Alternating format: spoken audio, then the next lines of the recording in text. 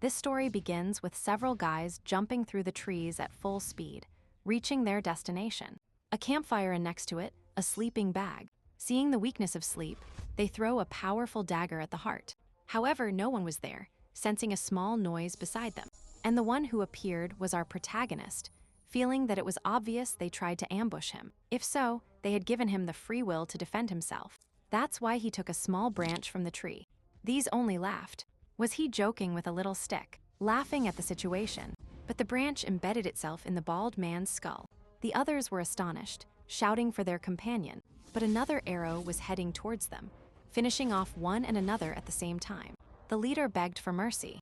They had only followed orders, but the protagonist denied it. If he intended to murder others, he should be prepared to die too, launching his arrow charged with power. Then the protagonist cleaned up all trace of the subjects believing that his friend Darian had lied to him since the human world was very boring. The scene changes to a conversation in a hall where they talk about the traces of the Demon King. But it didn't matter since those were inside the forest.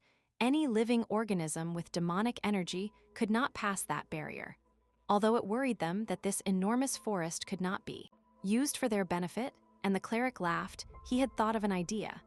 If no one could survive or leave that forest of demonic energy, then they should send people who deserve death to that place. There were always problematic people, and there was no better place for them than that place. The others nodded smilingly. It was a good idea. And so, in the following years, screams of desperation were heard. Even a mother cried for her own son, but they demanded she let him go. That child had the seed of darkness sprouting inside him. The clerics performed a prayer over that child, expressing and stating that this was a place of exile, where no one had been able to survive, not even the strongest scholars, the brave commanders, or the incredible mages. Therefore, criminals would be sent to that forest using divine magic, stating that if they managed to leave that place alive, their sins would be forgiven. And that child had been born with sin in his being since he was born, which is why he was dropped into the demonic realm that no one had been able to survive. The forest filled with demonic energy, the cold and hunger treated the child harshly, but inside his body, something like a seed grew in his heart. The energy surged and covered the child. 10 days passed, and he survived with tenacity, but his smell attracted a demonic beast. But that was the day where that child's destiny was decided. And so the story jumps forward 10 years, where this child was chasing a rabbit at full speed, jumping, asking it to stay still, managing to capture it, and expressing to it that he had captured it. She came down and killed the rabbit, expressing to Helmut that he had already gotten used to hunting. The protagonist felt it, but felt that he could only hunt rabbits. She asked him to look carefully. That was what was known as the core. All demonic beasts possessed it. If he ate it, he would become stronger, recharging his core and also increasing his lifespan. But seeing that Helmut wanted it, she hit him. He must not be impatient. He was human, not a demonic beast. If he ate something like that, he would turn into a demonic beast.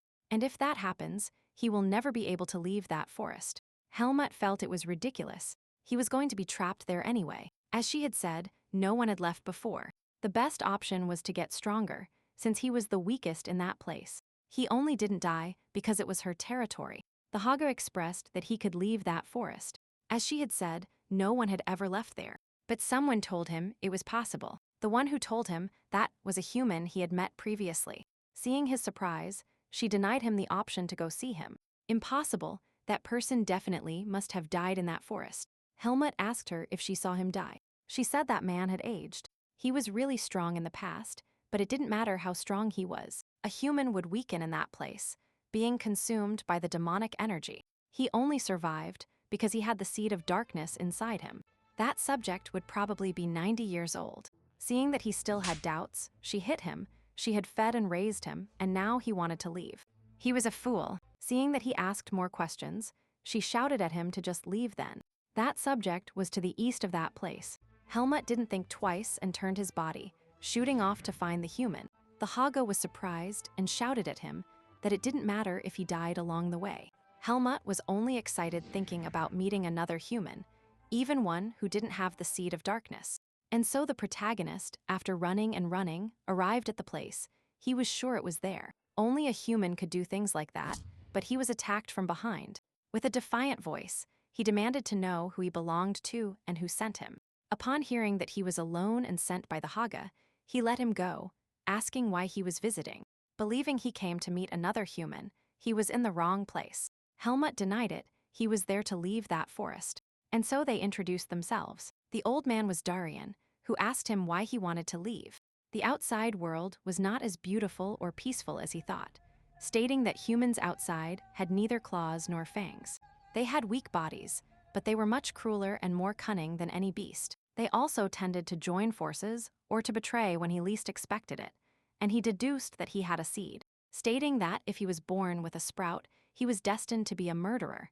But considering he had survived in the forest, it was probable that he was from a high lineage. Seeing that he knew nothing about the lineage, nor why he was sent there, he would tell him because he owed that leopard a debt.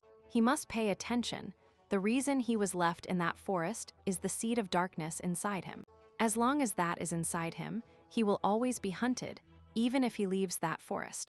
Asking if he still wanted to leave. Seeing his affirmation, he understood, taking him and stating that if he wanted to go to the human world, he first had to become one. First, he had to get out of there, he had to cross the forest barrier. But after that, he must forget his current state. That's why he had to get strong, to go see someone who knows how to overcome it. He still couldn't say who it was. For now, he had to do what he told him, entering a house, telling him that humans lived there. And if he couldn't handle this simple order, he couldn't leave, presenting him with a bed.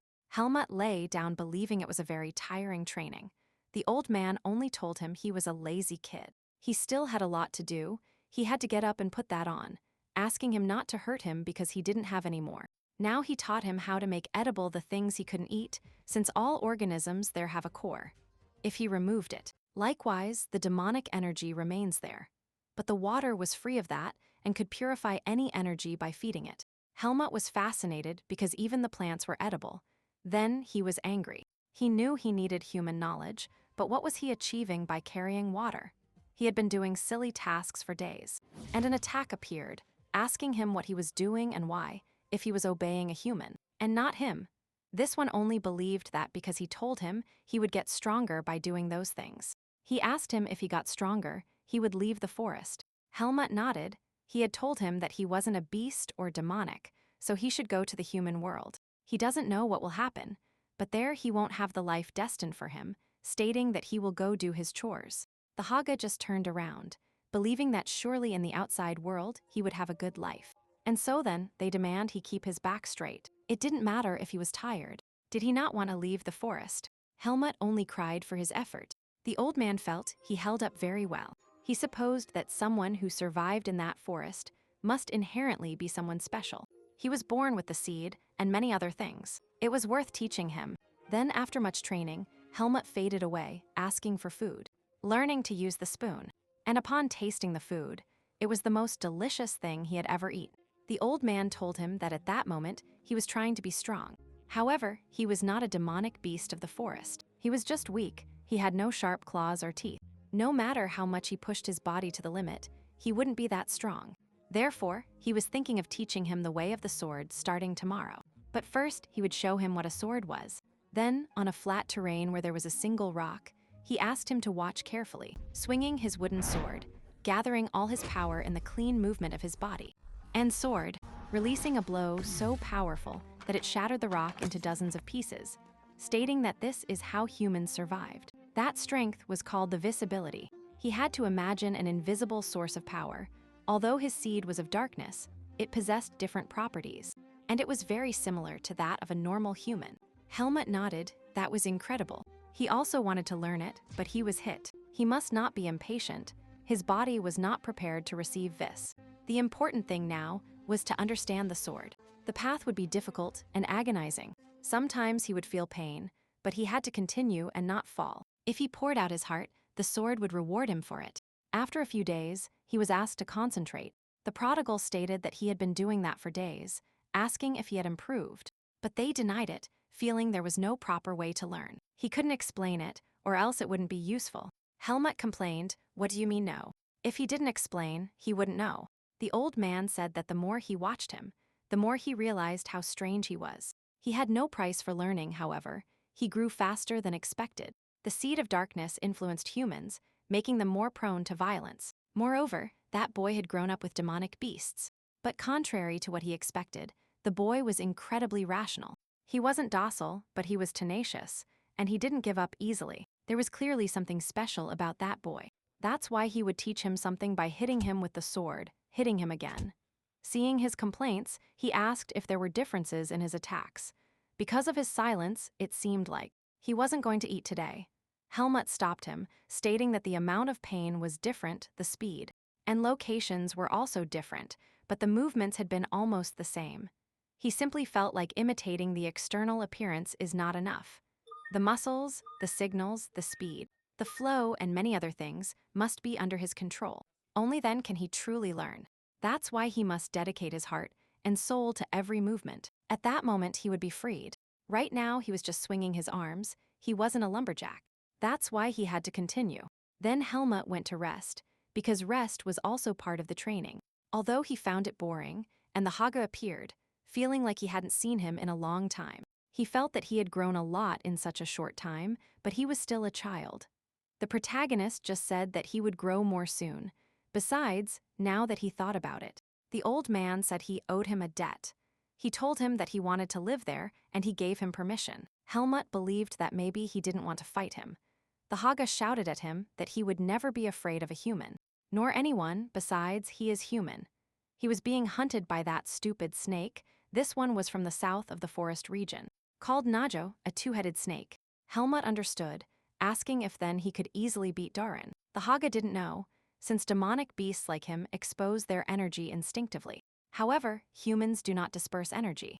What I meant is that I had never seen that man's power. Helmut understood, but he didn't understand why Najo hated Darin. He told him that a human had destroyed the disgusting area Najo had built. Helmut was curious why that area was disgusting. He wanted to know what it was. The Haga, seeing his curiosity, asks for a moment. He would show him personally. Helmut couldn't believe it. The Haga sensed it. That was the disgusting place, a human farm. Looking down, a person fell, but they challenged and hit him because he wasn't doing his job well. The leopard explained this to him, and Helmut noticed that those people were similar but different. They explained to him that they were human. They took all of them to that cabin, since they were all females and were food. Although they were still human, they were different from his gender, and Najo preferred female humans because their flesh was tender, and they didn't have much muscle. But if they are small, he waits for them to grow to eat them, and so the females became food. And the males become slaves. That's why it was the human farm, although Najo was the culprit for everything. The leader of that place and the one in charge was that bald guy, who looked at the girl with arrogance. And he told her he would make an exception for her and let her live longer, dragging her away by the hair, stating that this subject was the one who knew how to find the discarded humans from the forest. If he had had bad luck, he probably would have been with them. Helmut asked him why he saved him. This one arrogantly expressed that he didn't like the idea of Najo's livestock increasing in number. And since he had already seen him, it was time to return. But just then he felt an aroma, and the serpent expressed that it was a pleasure to see him after a long time. Helmut, upon seeing such power, only trembled with fear. It was an imposing presence. The heads realized that it was the child he was raising, asking if they could eat him. Upon seeing his denial, he believed that this child was special because he felt that smell on him, approaching and asking what relationship he had with Darien. The Haga expressed that he was a bastard. How dare he put his disgusting face near the child? This one just calmed him down. He was just checking since he smelled an aroma similar to his clothes. To that bastard. Besides, only a few years had passed since he destroyed his farm. It was obvious he could mistrust him. The Haga denied it. He had simply stolen those clothes to dress himself. Seeing that the serpent threatened him, he shouted that if he touched a hair on the child, he would tear him to pieces. The serpent only laughed, believing it caused much fear. It was only joking, and asked if they had finished watching. He hoped never to see them in that place again, as he must not forget that this was his territory. The Haga accepted, and turned around while Helmut just fainted from so much pressure. Then while walking, he asked Helmut never to travel alone again. He must never separate from that human. That serpent now mistrusted him, so he would keep him monitored. Seeing his face, he asked him not to be sad. He would always be watching him. Helmut just looked at his trembling hands, wondering if one day he could be as strong as him. Or Darien. The Haga nodded. It was going to be difficult. That human was strong, he doesn't know how much, but he is on a totally different level than most humans. Therefore, he must follow his teachings, and if he truly wants to be strong, and if he truly wants to leave this forest, then he must do everything possible to fulfill his dream. Right at that moment, he felt the human's scent, so they would meet soon. Darien supposed that he had spent time with the leopard again, but the sun was setting, they had to leave for today. The Haga just exchanged glances with Helmut, and he expressed that he would take care of him. In the following days, Helmut couldn't bear the stomach ache anymore. It was such a great pain that he thought he was going to die. Since the previous days, his master had given him poisonous herbs, hitting him because he should just eat them. And without complaining, since that would help him suppress the power of the seed of darkness. And that's why Helmut complained so much. He never thought that the poison would hurt him to that extreme, complaining to him again and again, while Darien looked at the moon, thinking there were 5 years left. Or maybe 4. In the following days, the protagonist continued training, as usual, brandishing his sword. Upon hearing the question of how he felt, he thought his body was light. Lately, his vision seemed clearer, believing that the poison worked. In fact, it hadn't hurt him lately, and he had a refreshing feeling in the mornings. Darien understood. Months had passed since he started consuming the earth. He supposed it was time. He was going to teach him the next stage, stating that he couldn't see the power, but he could accumulate it. Although if the body and the procedure are not up to basic standards, he couldn't learn to use Bis magic. But his body was now mature enough to learn it. So from now on, he would teach him the training he had been waiting for so much. And so he got into position, breathing, invoking energy, stating that he had to melt the energy from the atmosphere. He had to control it freely. And through his sword, incorporate it, which is why he had to try now. He had to breathe deeply, implementing all the concepts while sparring against him. He must think freely and move with composure. If he lost the flow, he would forget the energy. And if that happened, his body would break. And after that attack, he launched himself with everything, causing an energy explosion, breaking the tree. The protagonist stopped him. Was he really trying to kill him? Darien didn't understand. Ow! He had lost his composure so quickly. He hadn't taught him like that. Helmut calmed down upon hearing that. He had to breathe, starting to feel the energy and launching that attack. Darien advised him he should use his senses and take more energy so that he could feel all the power. There was no way he could be perfect from the start, so he would continue training like this from now on. It was fine if it took a while to learn. He just had to show his true will. And so we were shown small fragments of time where he asked him to move without resting. He must not lose the rhythm a little faster. He must fuse the energy throughout his body, and so the days passed. Weeks, months, and years, and so 4 years had passed, and Helmut broke a tree without major difficulty. Darien believed much time had passed, and finally he had improved, asking him to show him his energy to Vise. Upon seeing his denial because he wanted to fight, he just demanded to see it. He complained but let everything he had flow. Darien was astonished. He had never seen such a young person manifest energy. He had the seed, but he was also talented, believing that this child would surely turn the world upside down, whether for good or for bad, believing that it was time. Seeing his doubts, he nodded. He was saying that the time had come to leave the forest, since if his seed of darkness grew more, he wouldn't be able to cross the barrier. Coughing, he asked him to listen carefully. The human world was further south of the root forest. He had to cross the divine barrier, and he heard that there was an area where it was weak and through which he could pass to the human world. He doesn't know where it is, nor had he tried to find out, but he knew someone who did. In the human farm, the village chief, named Arugo, knew where it was. Helmut remembered him. So it was him. Darien expressed that he would experience countless things in the human world. He might find the outside world exciting and entertaining, but tragedy always strikes without making noise. It wasn't something he could stop, he just had to keep his guard up high.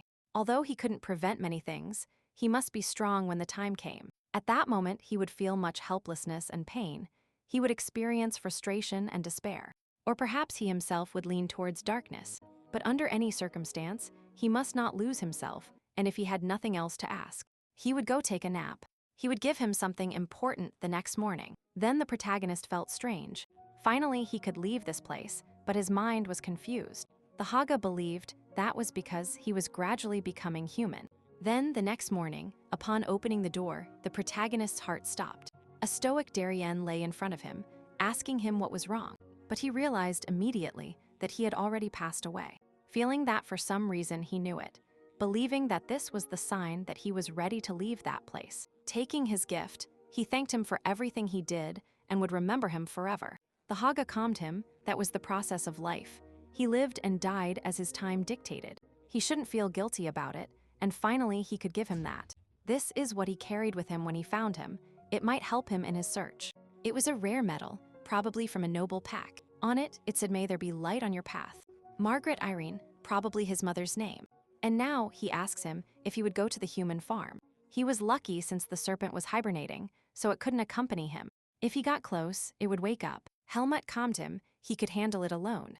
Then, at the human farm, the village chief lit the candle with his black magic. But a sword threatened his neck. The scene shifts, and they state that black magic is an evil power that could even make a seemingly weak magician strong so that he could obtain strong power and magic. There are people who cross boundaries they shouldn't.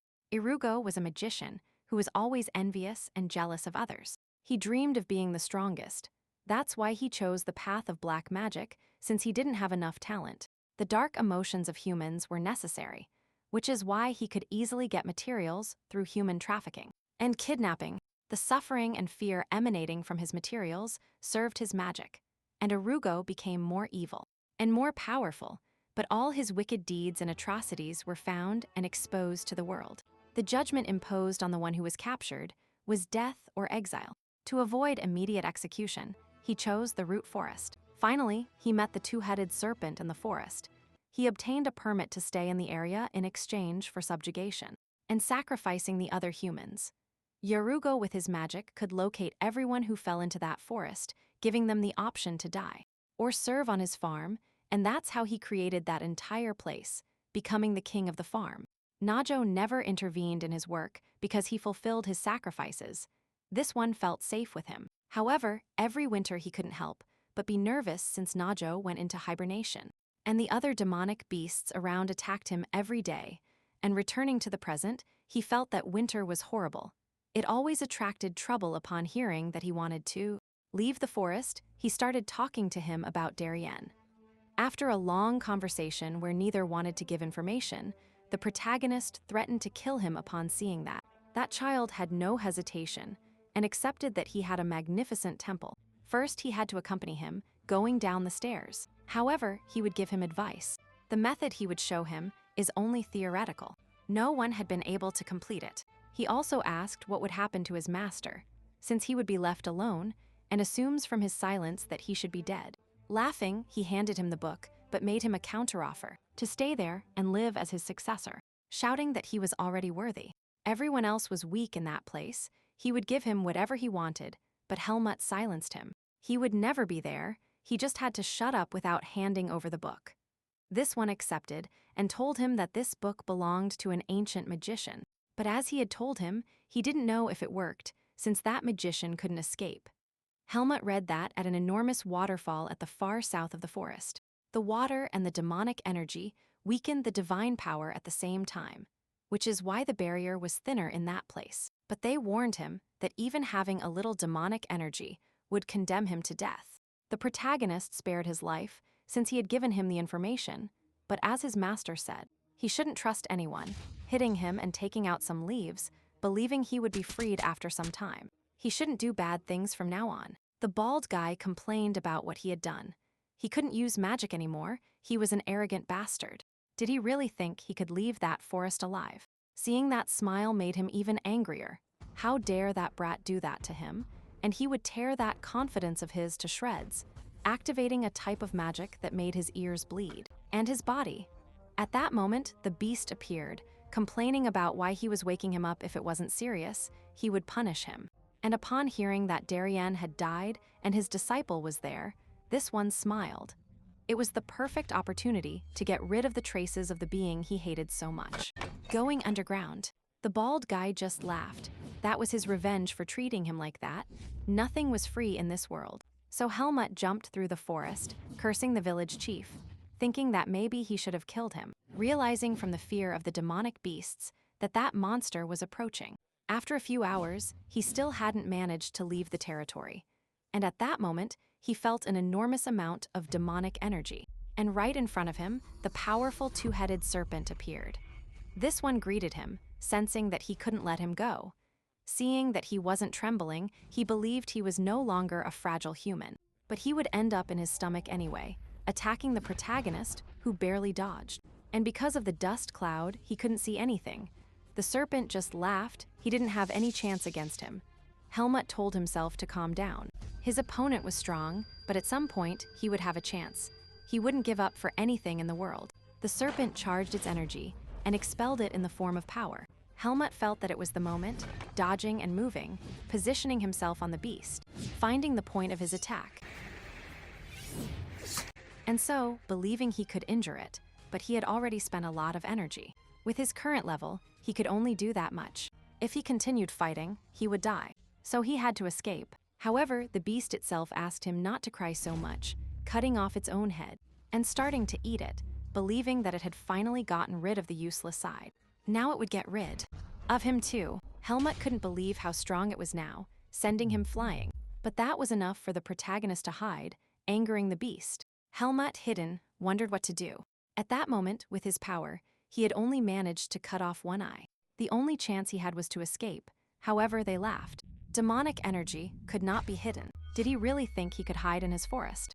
Attacking furiously, Helmut denied it. He couldn't die like this. He was going to face it one more time, and right at that moment, another presence appeared. Helmut couldn't believe that the Haga had that energy. This one was happy because he was alive. He had done a very good job. Now he had to leave the rest to him. Upon hearing that he wanted to help, he denied it. Was he forgetting his dream? Freedom was what he deserved. He shouldn't waste Darien's effort or his own. Shouting at him to go for his freedom, Helmut lowered his gaze, giving him the most sincere thanks. So the beast exchanged words and a death oath, all for that human child. The protagonist, for his part, had spent hours killing all the beasts he encountered along the way, believing they were strong, but not as strong as Naho. He could handle them, feeling very fortunate to always have Laga by his side. And Darien, he had an opportunity, which was given to him by those two. He couldn't waste it. Standing in front of the waterfall, he exited that place, feeling that there wasn't much demonic energy there. And right at that moment, she asked him what he was looking for there. This was the ruler of the north, and Gray stood out for her curiosity. She found him familiar. He had Najo's scent, but also Laga's. Upon hearing that he was from the Laga family, she felt it was a declaration of war. But they denied it. Calming down, she explained that he could be someone significant to her, since he could satisfy her curiosity and doubts. Because he would become the first human to cross the barrier and leave the forest. She just laughed. How could a child do such a thing? She felt the demonic energy in him. If he did it, he would die. Besides, it was impossible for her to let him go. It had been a long time since she had seen a human prey. Helmut expressed that humans always fell there. But he was special, reaffirming that he could indeed leave. Seeing his full confidence, she felt he was bold. She wanted to see with her own eyes if he could do it. She herself would protect him up to the barrier. But she asked him for his last words for the Haga. Helmut, seeing her willingness, asked her to tell the Haga that he survived. No matter the outcome, he must say that he lived. She looked at him and accepted, giving him her protection. He only had one chance. Helmut confidently threw himself into the waterfall. In that place, a hole dragged him, but the more he was dragged, his insides twisted. A pain he had never felt appeared, unable even to maintain consciousness, asking where he was going. In another place, a group of adventurers was walking along the path, bothering a boy because he didn't want to go fetch water, because he was afraid the beasts would appear, and so they all forced him to go fetch. And he thought the faster the better, but just then he spotted human hair, shouting, and running at full speed, shouting that there was a corpse in the river. They just laughed because he was always so easily scared. Seeing that he was only pointing, they demanded he lead them. He had to stop being a coward. Then upon reaching the place, they saw that it was really a corpse. However, they noticed his breathing, counting that he was still alive. After a few minutes, Helmut wondered where he was and if he had escaped the forest. The woman asked him not to be afraid. He was safe there, asking his name and more about him. However, the protagonist only pretended to have lost consciousness, but his name was Helmut. She felt her name was Tanya, a rank 3 mercenary from the Phase Mercenary Corps. Hearing that he remembered how to handle his sword was a relief. But first, they had to go to a doctor to check him out and help him until he could continue his journey on his own. He had to trust her. It was her responsibility from now on. Helmut just thanked her, then felt that he barely survived. It would take time to recover. Right now, it was impossible to use Viz. It was as if he had gone back to his first training. His seed was still there, but he was grateful for not having died. However, he couldn't let the humans discover his seed. So for now, he had to pretend not to remember anything. And he needed to find the owner of that, but he would take it easy. He had only taken the first step. Then everyone was surprised because Helmut now looked completely different. He was clearly a noble being. The boy only asked her uncomfortable questions about his past, but Tanya denied it. Who cared about the past? For now, he was one of them, saying they would reach their destination in 4 days. He must behave well, and everyone had to move forward. Then the two children conversed. The blonde believed he liked animals very much. Besides looking noble, he was the same age. However, he noticed something different about him, but he didn't know what it was. And at that, the protagonist was extremely tired, wondering why. Even in the forest, it never took him more than a day to recover, but he calmed down. He would just need more time. Then, after a talk with the doctor, they said he only had trouble walking. He should take the medicine and rest. Also, as he had said, he knew a little about the sword, asking him if he wanted to have a duel against her tomorrow. It was a way to loosen up his body. His memories might even return. Helmut mentioned that Tanya was a rank 3 silver medal mercenary. A person of that caliber in that world was highly respected, so he accepted to verify how strong they were in that world. The next day, they met at the training ground. Everyone stopped because they wanted to see the duel and how the boy could cause a surprise, underestimating Tanya once. And again, she just hit them and handed the wooden sword to Helmut. The one who fell to the ground would lose, ordering him to go against her. The protagonist was still weak, so he would direct his attacks. The others, seeing the stance, were excited about the fight, and so Helmut launched himself. When attacking, he saw an opening, but he was stopped, immediately realizing she was stronger than him. Dodging her attack, wanting to counter. However, with a public move, Tanya healed her body and landed a kick. The protagonist cursed. His body wasn't keeping up. He was very weakened. He felt like he was underwater. And so Tanya attacked and attacked with multiple swings of her sword, positioning herself at the optimal point, delivering a final thrust. Seeing that his eyes looked frustrated, Helmut nodded. He had been easily defeated, thinking he wasn't close to Darienne's strength. But his body wasn't responding well, or maybe Tanya was stronger than he expected, feeling that, as his master had said, the world could not be taken lightly. He thought he would be defeated by someone rank 2 or rank 1, but he had been defeated by a rank 3. However, they calmed him.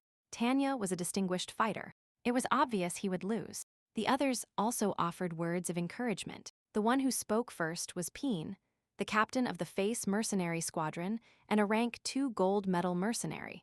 Noting that Helmut had passed the entrance exam for the, seeing his doubt, they thought about taking him until he recovered his memories.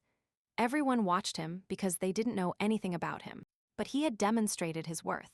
There was his temporary rank 4 mercenary identification.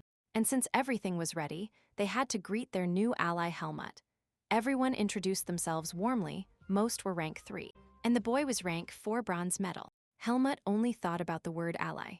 He didn't know what it was, but he wanted to find out, asking how long he should stay in their squad, since he could recover his memories at any moment. He thought he could do it whenever he wanted, but he had to move with them until completing their mission. And Helmut accepted, believing it would be interesting. Then, in a meeting, they questioned him if he was sure about taking the boy on the mission. It was too important.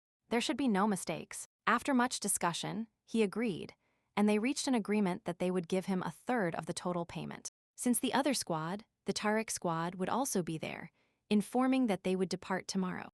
And so everyone agreed. They had to be ready for tomorrow. It was a big mission. Rank 4s shouldn't fight. Unless it was an urgent situation, they shouldn't worry, giving him some advice on how to hide. And they also informed him that if the Tariq squad bothered them, they should ignore them. They didn't have a good relationship with them. That night, Helmut was angry. How could he lose like that? He definitely had many openings. His current self was too weak. He couldn't use abyss energy. That's why now he had to concentrate on recovering at least his strength. He had to train as his master taught him. The next day, they asked them to leave safe. And safe from that place, they had to work together to earn their share. The blonde was dying of nerves, feeling that the protagonist should feel the same. However, he was too calm, and so they arrived at Sir Miles' convoy, saying those were the items they had to guard. The Phase squad had to take care of the rear guard, and the Tariq squad would take care of the front. And of taking care of him, the blue-haired guy just challenged him. What the hell were you looking at? Did you want to fight? Starting to annoy him and degrade him. Helmut, upon seeing him, didn't understand why he was intimidating them. Feeling that to be a team leader, he didn't seem that strong. But he shouldn't get into trouble until that thing called commission was delivered to him. A few days later, the blue-haired guy, visibly injured, hit the blonde. He complained to him how long he planned to do the same thing to him when he was resting. He just laughed, as he didn't know what he was talking about, and if it bothered him so much that he did that every day. He just had to defend himself. Seeing Helmut appear, he denigrated him for his noble woman appearance, and upon seeing that they ignored him so easily, he got even angrier. How dare they treat him as insignificant? He was only rank 4 and looked down on him. He was also only rank 4 because his arm was injured. But even with one hand, he could get rid of him. It was all his brother's fault for having denigrated him to a lower level. But now they would have to help him with something later. Later, the blonde felt he was going crazy because of those bullies. They bothered him every day. Also, because they were rank 4, if they were rank 3, thinking he would go for water to restrain himself. Thus he reached the water cursing the guys, who coincidentally were behind him, expressing that they needed to talk about what he was saying. Then the boy was on the ground, being bothered for being weak and part of a pathetic group. And Helmut arrived. He had been brought there of his own free will. The protagonist, upon arriving there, believed that this world was no different from the forest. They fought to demonstrate power or hierarchy. They were the type of guys Darien warned him about, feeling that he had to confirm it. He was still weak, but his body would serve him. Besides, they were only rank 4 guys. Tanya was much stronger. The guys, seeing his stance, rushed in all at once. However, teeth flew out. Tanya had arrived at the scene, demanding why the Tariq squad was there. After empty words and absurd explanations, she threatened them that if they did anything similar again, she would teach them a lesson. Since they were supposed to be rank 4 now, they should show respect. If they didn't, they would never walk again. And so the two groups went their separate ways, telling the blonde to stop crying. They wouldn't bother him anymore. At night, Helmut was still training with his sword, believing that was enough for today. His body was getting used to it. He supposed he had been training for a week now, so his strength was returning. Although his energy hadn't returned to Viz yet, he supposed it was because his body wasn't at that level yet. So all he could do was train more. The next morning, they announced they would enter the demonic beast zone. So from now on, they couldn't be alone, not even to urinate. They had to be accompanied by a rank 3. Helmut just cursed. Now he couldn't train to unleash Flot's power. The boy asked Helmut if it was true that the beasts were hideous, with many eyes or with tentacles. He told him it didn't seem so, but he shouldn't listen, since he didn't remember anything. Then, along the path, 2 companions were talking about buying a better water bottle when they reached the city. But in the middle of their conversation, one of their heads was split in half. A gigantic demonic beast had appeared. The friend, seeing such a presence, rushed at the beast, but they yelled at him not to be reckless. And so, he too was torn apart. The others couldn't understand where such a horrible monster came from. The boss never thought something like this would appear with so many mercenaries around him. Furthermore, the beast threw the body into the air, and multiple cuts appeared. That meant it wasn't alone. They had to prepare. Tanya screamed at the children not to get involved. Helmut, for his part, realized they were in trouble and couldn't use abyss energy yet. Believing that bastard wasn't as strong as Najo or the Haga, but he was still strong nonetheless. Feeling that the rank 2 generals knew how to use Bice, believing they had a chance to win. And so, upon seeing such a shout, everyone was scared, but the generals launched the attack. He jumped with his sword wrapped in energy, clashing powers. The others were astonished because the captain, as they assumed, that Bice energy was incredible. Although they asked him to concentrate, he calmed them down. They were rank 3. The small beasts were nothing to him, killing and cutting. Then the generals were tired, but they were confident. That would be their last attack, jumping to kill, releasing all their power. While the beast defended itself from the attack, The remaining two stalked him. The others smiled at the power of their generals. Helmut was amazed. They were stronger than he thought. The rank 2 mercenaries could use Bice energy and could keep the boss busy. Meanwhile, the rest got rid of the small ones. As Darien had said, he shouldn't underestimate humans. The generals said that now this would be the last attack, but the monster, seeing itself so cornered, jumped away at full speed, escaping the place, not following them since they didn't have that much strength. Besides, their mission was to protect the convoy, so the children came out of hiding. The blonde didn't because his legs were cramped. Then they gave the order to clean up and loot the bodies, since the skins and cores of the beasts sold for a very high price in the market. The boy explained that in the world it was said that the seeds were the core of evil. If a human possessed that or ate something like it, they would go mad and turn into an evil being. Helmut now understood that in that world, they would look at him that way.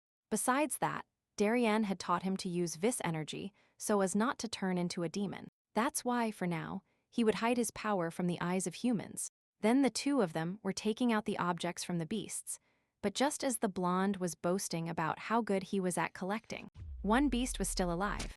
At that moment, Helmut activated his survival mode and split the beast's body in half. Seeing his doubts, he said it was fine. For a moment, he felt that something had returned. The others praised him for his bravery, while Tanya watched him from afar, thinking she saw something for a second. But she wasn't sure. Then at night, the protagonist realized that his vis energy had returned. He supposed it was because at one point he was in real danger. But just then the scroll appeared looking for him. Then they announced that from now on they would keep watch in groups of 3 so they could sleep. That night Helmut took the first shift.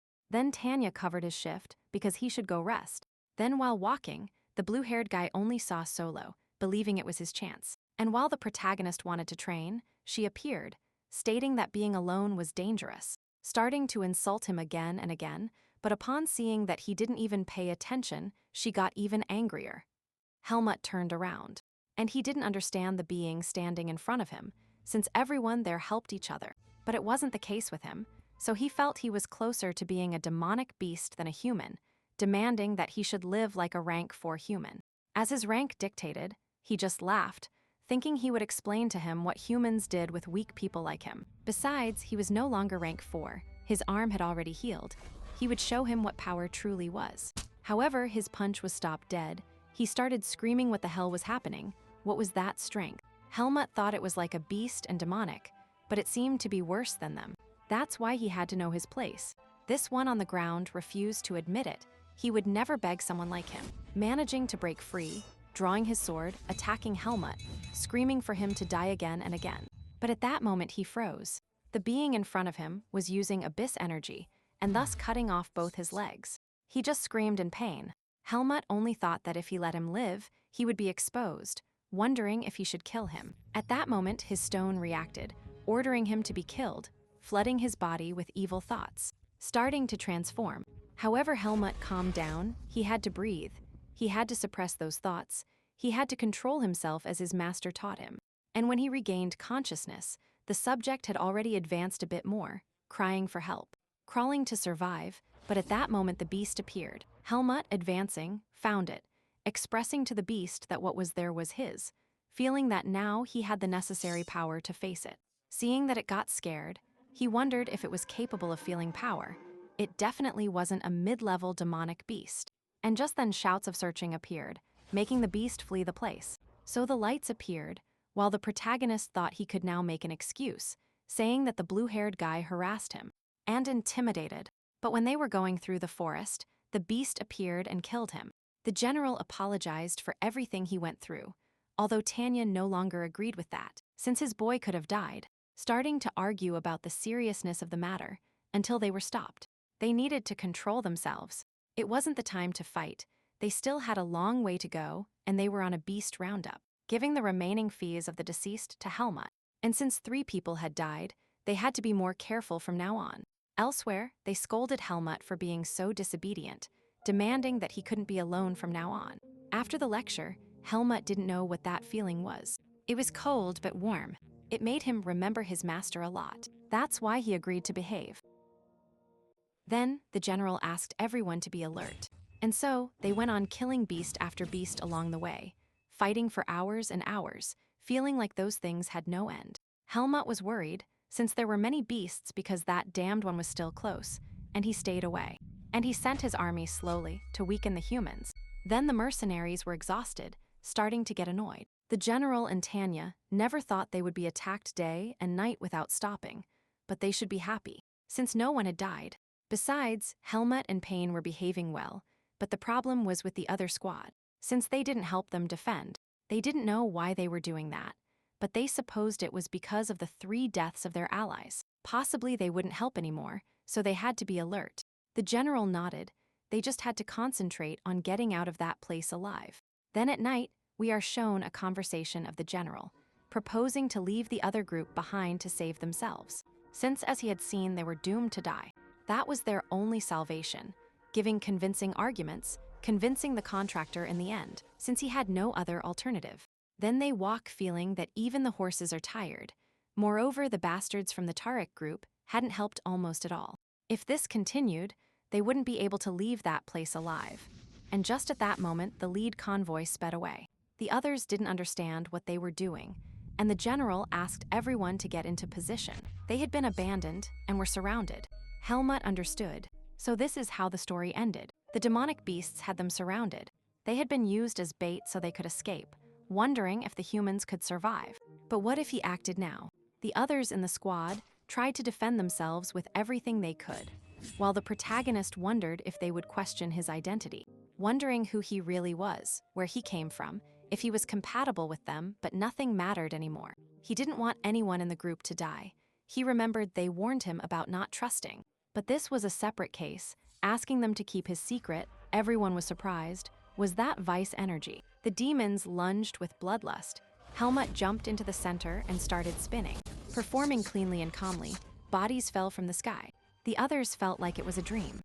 How could it be? And so we see Helmut, triumphant, with the beasts in front of him, dead scared, making 2 cuts and killing them, leaving none alive. Then they saw Helmut passed out and searched for tracks where the convoy was, failing to find anything. The only thing on their minds was revenge, but if they didn't protect him, they wouldn't have rewards. They were lost. Helmut heard a noise, walking. The others were amazed, because he looked as good as new. He calmed them down. His body had already gotten used to it. Tanya already knew. What just happened was what happened before. The general was still frozen. How had he managed to use V energy so fast and with such neatness? But he remembered that he had no memory. And now that everyone was ready, they had to find those fools and start taking care of them again. Thus they advanced. While the protagonist followed his tracks, no one felt anything. But Helmut did. A demonic energy accumulated an hour away from that place. They couldn't believe he could sense something at such a distance. And so they marched to take care of the client and obtain their rewards. There were hundreds of beasts in the area. They were surrounded everywhere. The blue-haired one felt they were already lost, calling Max, believing that at that rate everyone would die. If they ran now, all the witnesses would disappear. Then their reputation would be saved. They just had to flee. She accepted. The others demanded to know what the hell they were talking about. Were they serious? And so their 2 cowards fled the scene. Sir Miles lamented. He had played his cards badly. He never thought things would turn out like this. Meanwhile, the beast's hand entered the carriage, screaming that everyone was going to die. However, he told the beast to stop that, attacking it with his vis energy. Seeing his threat, this one threw a contractor at him. For the moment, the protagonist was alone, since they had sent him first because he was faster, and he could save them if they were still alive, believing it to be true.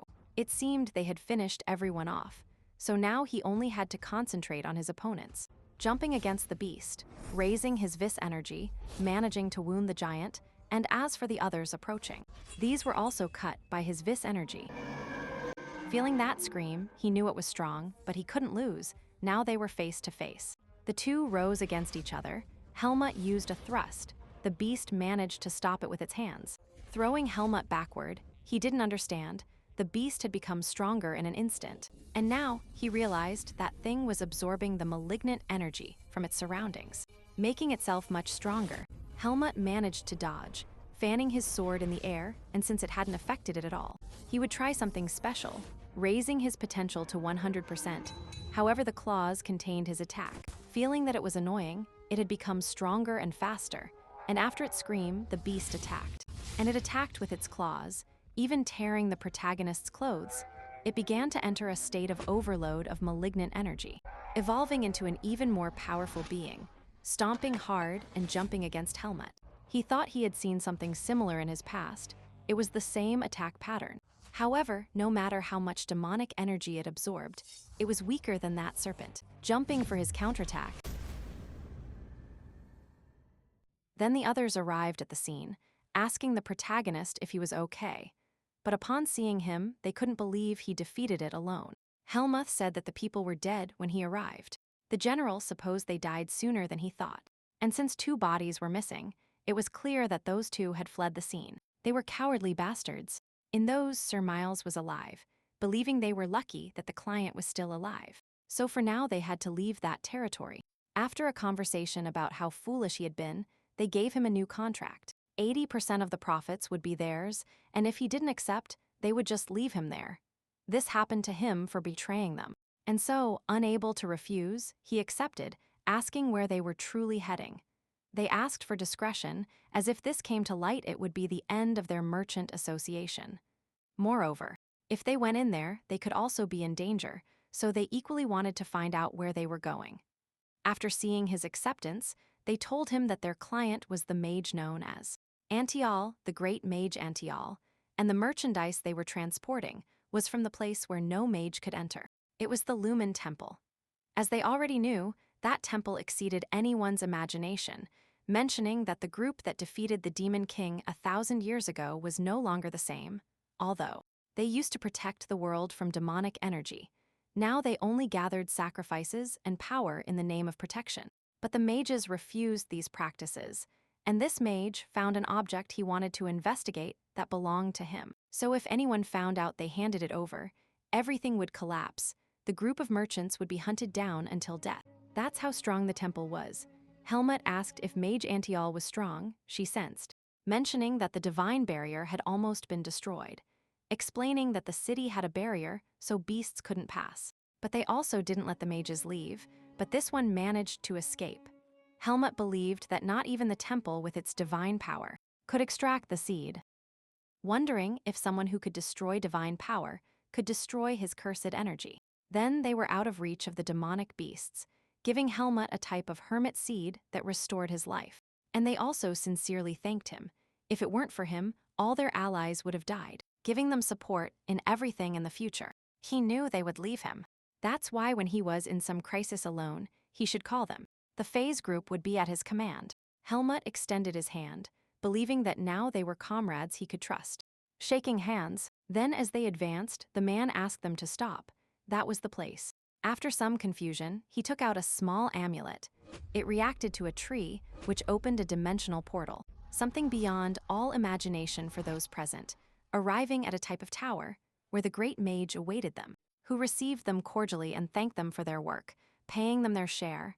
And in addition, they sold him the beast they had captured, buying it for 150,000 marks, surprising the boy because that was a fortune. The protagonist immediately realized he was strong.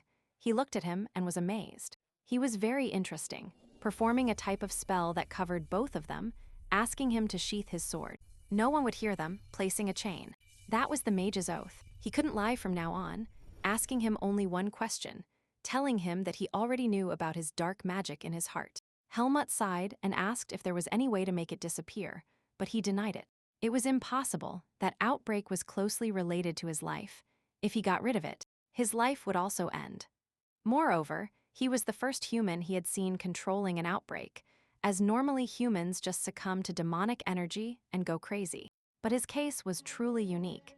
Even mages try to control outbreaks but have never succeeded. But because of that, he had to be careful of the mages, as they might notice his stone. He also had to avoid the temple above all. However, he had to be more careful with himself. If that developed, it could even destroy everything around him. And if that happened, he would have to stop it. But there was also the option of controlling that energy. He needed a lot of mental strength and a lot of physical strength. And if he succeeded, he could become a being more powerful than him. That's why he had to strive. Then he gave the reward to Helmut for his work, thanking him again, and he would also give him something. This was with him the first day they found him. Seeing his thanks, he denied it. They thanked him. Although their time was short, they realized how great he was, so they would pray for him. Just then the boy arrived, telling him how great his barracks were, full of mercenaries like them. He would show him everything when they arrived. Seeing that the protagonist wouldn't go, he didn't understand, but they stopped him. Helmut had to continue his way, mentioning that his certificate would only last 3 more days. Besides, it was obvious he would go for his memories. Smiling, they asked him to please take care of himself and not get into trouble. Helmut nodded and thanked them. Thus everyone said goodbye happily, even the child. Helmut thanked him because his meals were truly great. The general, meanwhile, repeated to him, if he needed help, he only had to go to them. And so Helmut left with that strange feeling again. It hurt him, but he couldn't continue with them because if he became a mercenary, he would face the demonic beasts, and his seed would absorb that energy. The only thing left for him now was to become strong enough that the seed of darkness would be insignificant to him. Later in the city, the traders were talking about looking for another job, but they just saw the phase group, hiding, believing that was impossible. No one should have gotten out of that place alive, believing they were lost, getting angry at each other. In the end, they had a plan, leaving for another place. Later in a tavern, everyone was drinking, telling stories about how great their feats were. At a table was Helmut, believing he should find a clue about that necklace. But for now, he was wandering through random villages. And he had no direction, nor did he know how much money he had. Compared to what Darien gave him, he had much more. And then he spotted a letter. It was from Darien, which said that if he was reading that, he had probably left the forest and he had passed away. Believing he would be a bit lost, if he was wandering without a clear objective, he should try to go to Baden. There was a place called the Rift Academy. Children his age attended there. In that place, there were commoners and nobles like him. No one would try to find out where he was from, although of course he couldn't enroll just for that. He had to go to a man named Ethan Kudrow. In their past, they made an oath, so he would help him by giving him words of encouragement. Helmut remained silent and thanked him again. Then they asked for his order, giving him the price of 15 marks. Upon seeing the coin, they couldn't believe it. That was equivalent to 1,000 francs, too. He paid for the stay with that, which cost 15 more francs, so Helmut understood that having 90,000 francs was a lot of money. Then the blonde one got angry because he thought Helmut was just showing off his money, starting to threaten him with strong words and intimidating ones, then asking him for a sum as a tax so they wouldn't smash his face in. However, upon seeing such indifference, the blonde one got so angry that he attacked the protagonist. But his fist was stopped without major problems.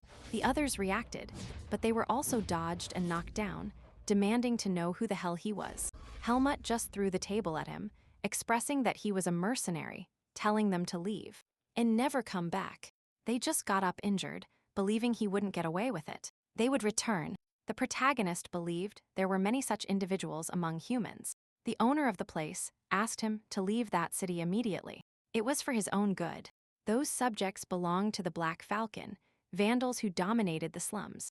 They would kill him when they saw him again. Helmut understood. If he stayed there, he could cause trouble. So he told the owner that if those subjects returned, he should send them to the forest. He would be waiting for them there. And he also asked him to keep his room. The man tried to stop him, but his words were not heard. Then the gang gathered in an alley, and one member told them that the boy had escaped the inn and had headed to the forest. The boss just laughed.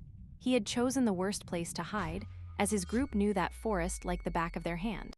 They would show that boy what the real world was like. The Black Falcon group would teach him the lesson of the night. For his part, Helmut was thoughtful, believing that humans were difficult to understand. He had met very good people, but people rotten inside. They were very similar to demonic beasts. Darien had told him that not everything was solved with strength, but for now, he didn't know any other way to do it. And since he saw that they ambushed him with intent to kill, he could do the same. Then he sensed they were weaker than he thought, believing he would go rest. But right at that moment, a horrible pain appeared. Helmut didn't understand why the seed was reacting now. It was supposed to only react to beasts, believing that the seed reacted not only to the deaths of beasts, but also to that of humans, believing that was a problem. If it became known that he murdered people from the Black Falcon, more people would pursue him, but he couldn't finish them off. And if he cannot kill opponents, it is better to avoid them. Then, in the Black Falcon mansion, they informed the leader of everything that had happened to all his subordinates. And right at that moment, people arrived to join their association. These were rank 2, sensing that just by seeing them they were more than qualified to join. But at that moment, they were suffering some problems, so they would give them a test mission. If they could complete it, they would receive all the benefits of their group. And they would live like kings, mentioning that last night 5 subordinates were murdered. The culprit had hair and black eyes, possibly a boy of only 15 years. If they murdered him, they could join their organization. And since not much time had passed, he should be nearby. As for the protagonist, he went to the mercenary guild to ask for a mission.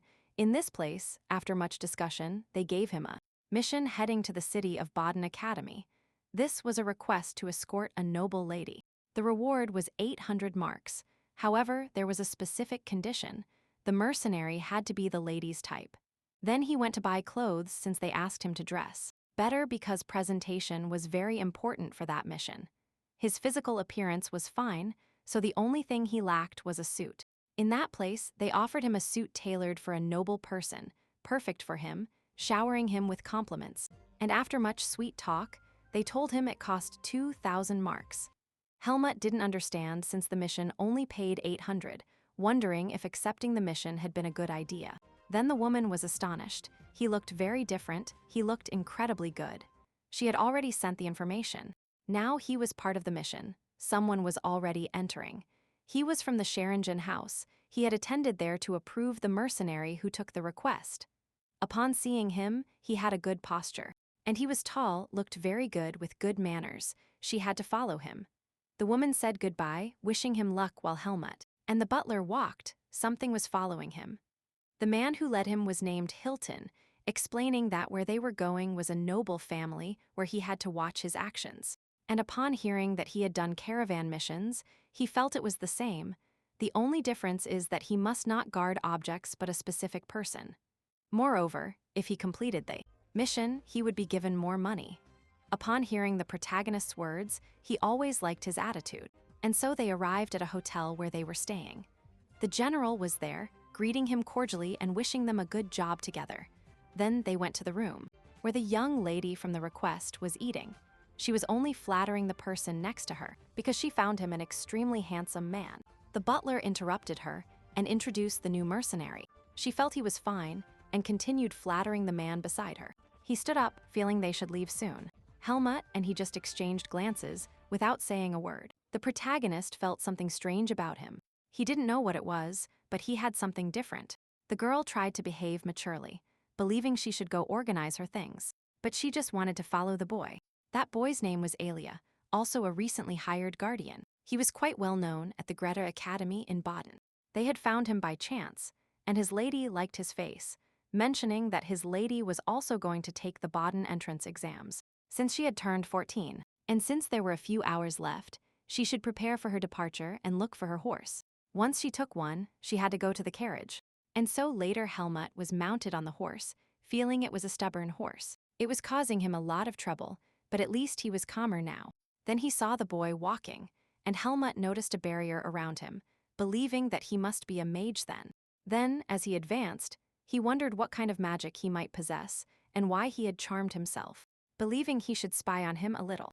Then the girl started flattering him again and again for his appearance, talking about the academy exams and how difficult they were, asking him if he could help, but he just refused, recommending more professors at that academy to her. Helmut only felt uncomfortable. He had only wasted time spying on them. It was absurd conversation. Later, in the Black Falcon mansion, they had discovered the boy's whereabouts. However, there were several mercenaries in the group. The man laughed, so he would give them men to go. They could get a big haul from that convoy, asking them to destroy everyone. But they must ensure they tear the boy apart piece by piece. The mercenary felt that what he had just said pleased him. Elsewhere, the girl complained about the place where they were staying, but they calmed her down because it was the only place they could stay. Meanwhile, Helmut was training, feeling that his vis energy had improved a lot compared to what he had in the forest. However, he felt something was blocking him, feeling a bit strange, so he believed he should discover clues about the seed, and then he looked up because he felt watched. But there was nothing, just an owl. Alia dispelled her spell, believing he had good instincts. Average humans couldn't detect something like that. He was a strange bastard. I don't know if it's a woman or a man here, but since they refer to him as he, we will keep calling him a boy. He believed he had seen countless skilled mercenaries, but it was rare to see such a young rank 3 mercenary. And the girl knocked on his door, believing he should be awake, starting to ask to play, and talk to him again and again. Alia only thought the mission was exhausting. The next day they were riding towards their destination, reaching a small spring where they rested, and agreed to eat. So the maids prepared something for the noble family, while the mercenary soldiers only complained because they got water. Helmut thought he missed the blonde boy's meals, and then he felt a small anomaly in the water, wondering what it was. But everyone seemed to be drinking it, believing that perhaps he was just tired and not thinking clearly. Then the butler went to check on the girl to leave, but upon seeing her, he got scared, but she was only sleeping. Or so he thought, when he also started to feel ill, just like everyone present. Even General Cedric was on the ground, and so everyone present started to collapse. Helmut spat out the little water he had left, and dozens of thieves appeared. They thought their plan had been a success. They thought about attacking, but the potions were quite effective. However, they realized that one subject was still awake. The rank 2 mercenary generals recognized that boy, and looking closely, they supposed he was the one who murdered the Black Falcons. Helmut understood, so they had escaped, and besides that, they had become thieves. They were simply scum. The general got angry, but the blue fighter calmed him. Laughing, he believed the protagonist should know his place before opening his mouth. Right now, he was their prey. They had him surrounded, asking in how many pieces they could cut him. Helmut unsheathed his sword, thinking that there were indeed many of them. And just then, a ray of magic appeared. He barely managed to repel it. Alia told them to stop being so stupid and escape from that place, while she still had mercy on them. He laughed, so they would all sleep, wouldn't they? And what about that brat and the mage? Did they have insomnia? Alia told him not to look at him sideways. He had to concentrate on the opponent, calling him Raven. The general demanded to know what happened. He made an excuse and they hit him. He should forget it. He was the culprit for trusting such people. He should just shut up and clean up the situation when everything was over. First, he would have to talk to the bastard boy, jumping and screaming that he would kill him. Helmut defended himself and repelled his attack. The other general told the mage that if he stayed still, he would grant him a simple death. She kept silent, believing that they had decided to die in that place then. 100 meters away, swords clashed at full speed again and again. The blue fighter laughed because he could only dodge and block his attacks. Helmut believed that if he had been alone, they would be in trouble, but he had been lucky. The blue fighter launched his energy at Abyss. Helmut took the full force of the attack. He wondered what was happening. It was much weaker than he expected. However, when the dust settled, the protagonist was unharmed, believing that this was just the beginning. Thanking her for following him, he got angry. Was he crazy? He himself had brought him there with his attacks, yet he couldn't believe it. Ow!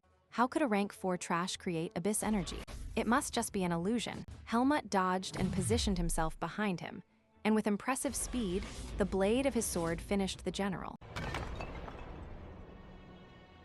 On the ground, he demanded to know who the hell he was.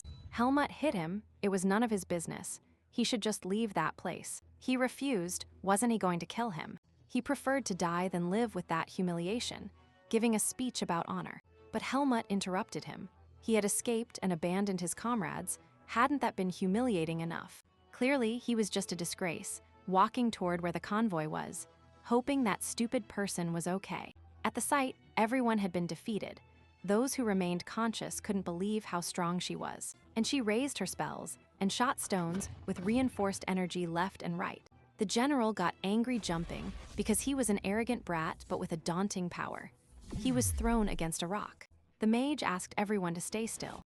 The others, upon seeing that it was containment magic, asked each other to run, but one was trapped. The others tried to escape, but were also caught by the magic, and so were all the people there. She calmed down. They had been captured. Only the leader was missing, but he was already gone. A few meters away, he lamented how something like that could happen. They never mentioned a mage in the mission. Wondering when everything started to go wrong, and at that moment, he saw someone walking. Not believing what he saw, because it was that brat, and he didn't even have a scratch. What had happened? Did he defeat Paul? Helmut, noticing him, supposed the mage was stronger than he thought. She was astonished because he was alive, throwing a rope at him, asking him to hold on. Seeing his doubts, she explained that her magic didn't last forever. They had to be captured, to be put in prison. Helmut had heard something like that about that thing called prison, feeling it was a bit unfortunate. Because he didn't remember. Now those two were free. Right at that moment, the mage demanded to know why he hadn't fallen asleep. Upon hearing that he didn't drink, she launched an attack at him. He himself saw that he did drink a little. Helmut, being like this, asked him. Ale explained that mages could purify water. The protagonist understood, so he covered his body with his magic, surprising him. How could he see that? Asking him why he hadn't said anything until now, Helmut wasn't curious about it. Besides, if he was hiding it, it wasn't his business. Ale just turned around, believing he was an irritating crow. Then the butler believed they would have really been in trouble if he hadn't acted like that. He was indebted to him, but Aaliyah denied it. He just did his job. Besides, that mercenary there had also helped him. He doesn't know why. But he didn't fall asleep either. The protagonist mentioned that the medicines weren't working. He understood. And he thanked him. They would give him the promised item when they reached Baden. Then the lady jumped over to her prince, starting to flatter him again, asking him as her savior to marry her, but they clarified to her that he was already engaged. As soon as he graduated, he would marry her. The girl was only left in shock, and she started screaming and crying like crazy. General Cedric asked everyone to move.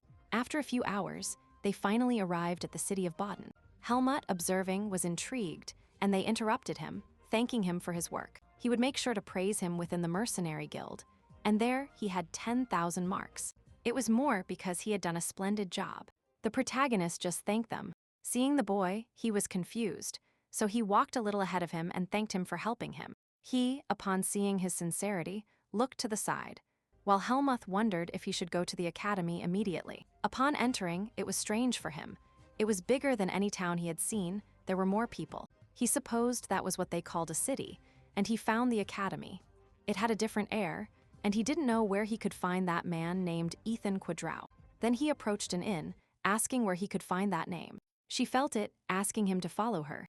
Walking, she pointed to a door, asking him to wait a moment.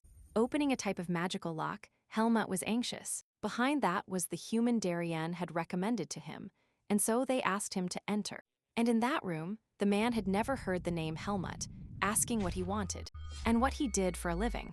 Helmut felt his aura. It wasn't as strong as Darien's, but among the swordsmen of this world, he was at the top. Possibly, if he were a mercenary, he would be rank 1. He asked him again why he came to see him. Upon seeing that Helmut unsheathed his sword, he asked for explanations. Upon hearing that he should know the meaning, he became full of doubts. It looked like a poorly made sword, but after a second of looking closely, it was a perfect sword. Could it be Darien's? Upon seeing his acceptance, he couldn't believe it. Was he still alive? The protagonist denied it. He had recently passed away. His curiosity stopped. He understood the situation. 20 years had passed since his disappearance, and he had sworn on his life and his family to repay him in any way. And if he was the bearer of that sword, he should be the last apprentice.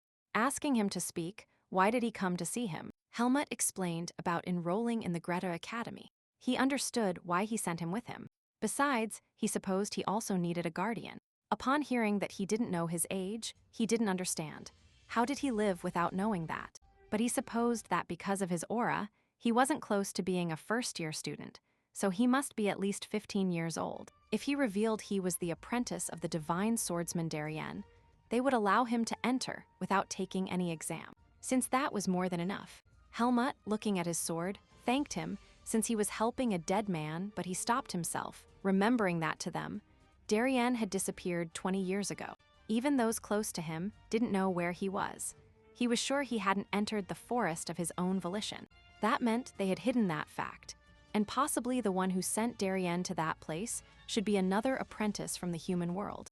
And if someone discovered he came from the forest, he should forget about living peacefully. So he told him he couldn't say that. He couldn't reveal details yet, but if someone found out he was Darien's apprentice, his life would be in danger. Seeing his complaints, he asked him to just trust him. He would tell him everything in due time. He accepted after much thought, so he supposed he had to prepare the papers for his exam. First, he had to check his skill, entering a training room. He was sure of his swordsmanship power, but he needed to verify it. There was a wooden log, he had to try to cut it. Upon seeing him gripping his sword, he refused. He had to cut the log with the wooden swords behind him. Helmut understood, swinging it. The master thought that was white birch, harder than most woods. If he cut it at that age, it would be a great achievement, and seeing that energy, he knew he was different from any child, wondering how powerful he was. And so the protagonist swung his wooden sword, coated with energy, vis. He was surprised, it was very powerful. He had achieved an incredible feat. At this rate, his admission was practically guaranteed. He was certainly an apprentice of Darien. Now he just had to pass the written exam. Helmut didn't understand it. Then he became very worried. His average score was 20 out of 100. Even guessing, it shouldn't be that low. And there were only 10 days left until the exams. With his scores, he could never enroll. And he couldn't teach him, as faculty members couldn't give private lessons to participants. Usually, students go to the library to study or hire themselves to teach. Believing that was bad, Helmut, remembering, asked him about the student Alia. She felt it, she was the student with the best honors for enrollment. She felt it, so the best in her class. Then he had no choice. That's why he would ask him. He was surprised, but he asked how he knew her. But Helmut had already left. Upon reaching him, he refused. They had agreed never to see each other again after that mission. Besides, he despised teaching stupid people. He doesn't know why a mercenary wanted to join the academy, but he had no intention of giving him lessons. Upon seeing his insistence again and again, and a dialogue that he urgently needed it, he gave him a completely inadequate sum for Helmut to leave.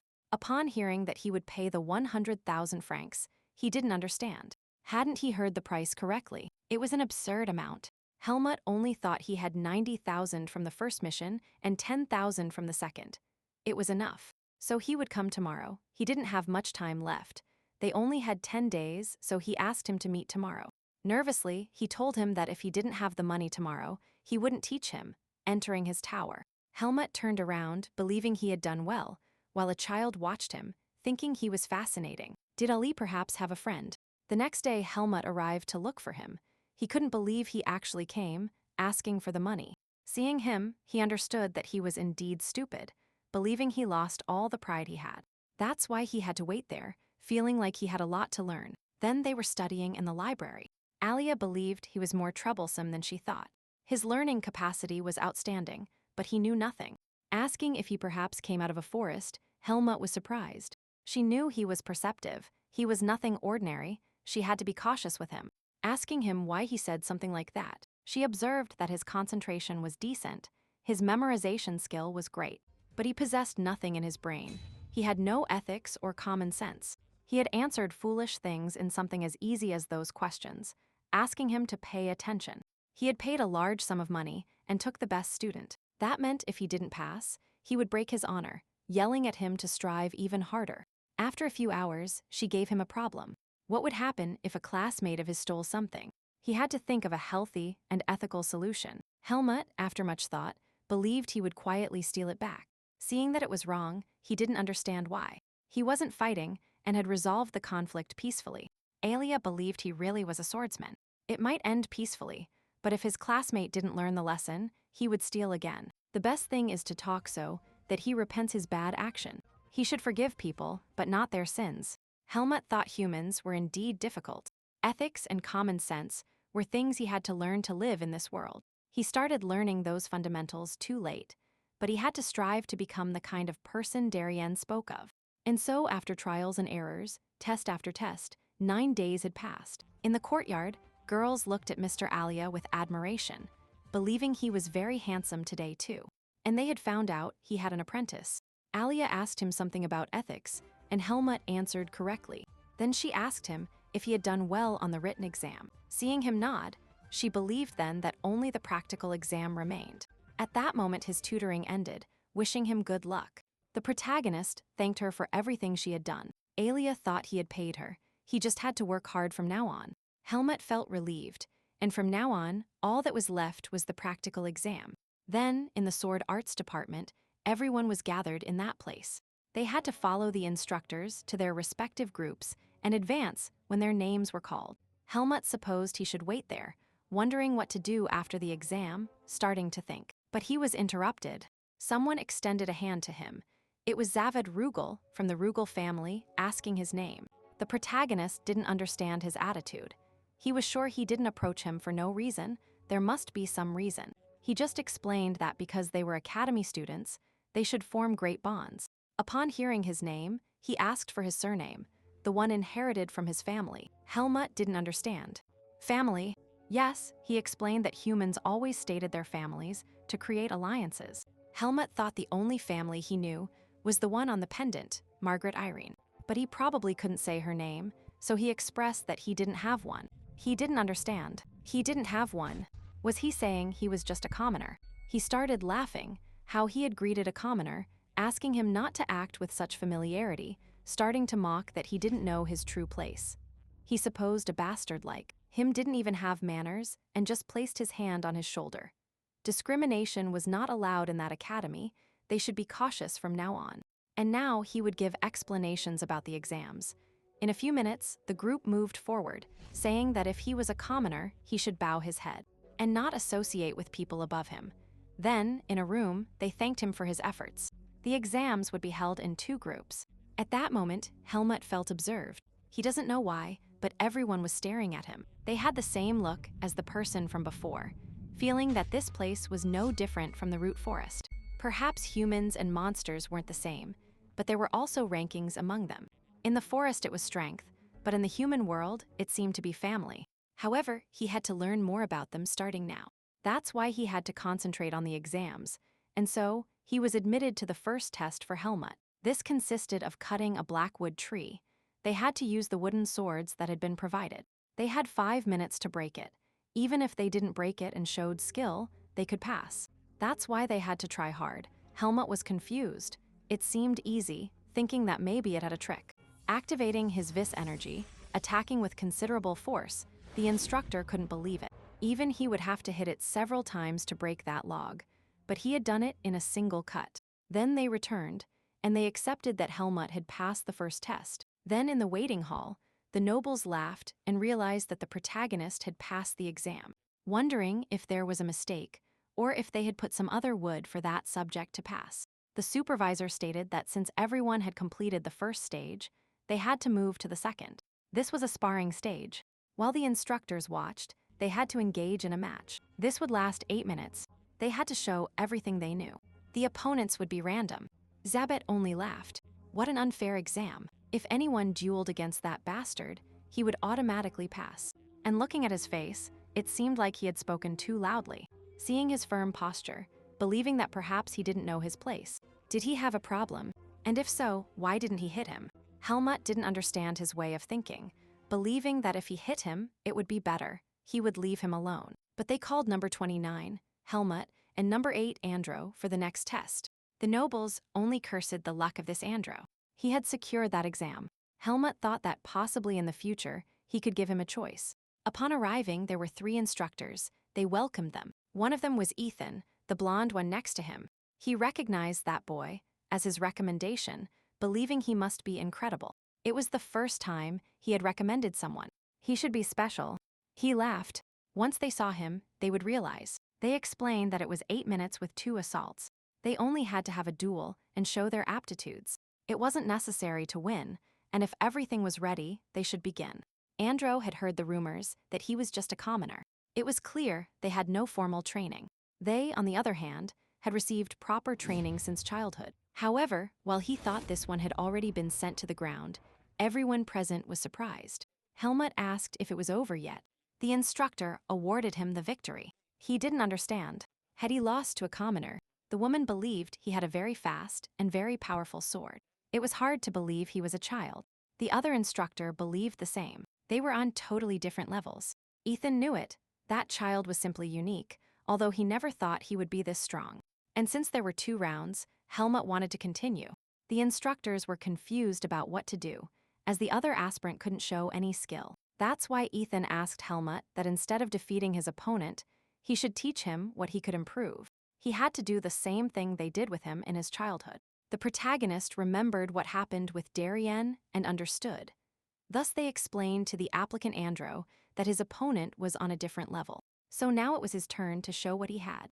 He had to attack with confidence. He calmed down, recognizing that the protagonist was strong. He asked for forgiveness for letting his guard down. He had looked down on him because of his status, but he also had pride. That's why he asked him to help him, attacking at full speed.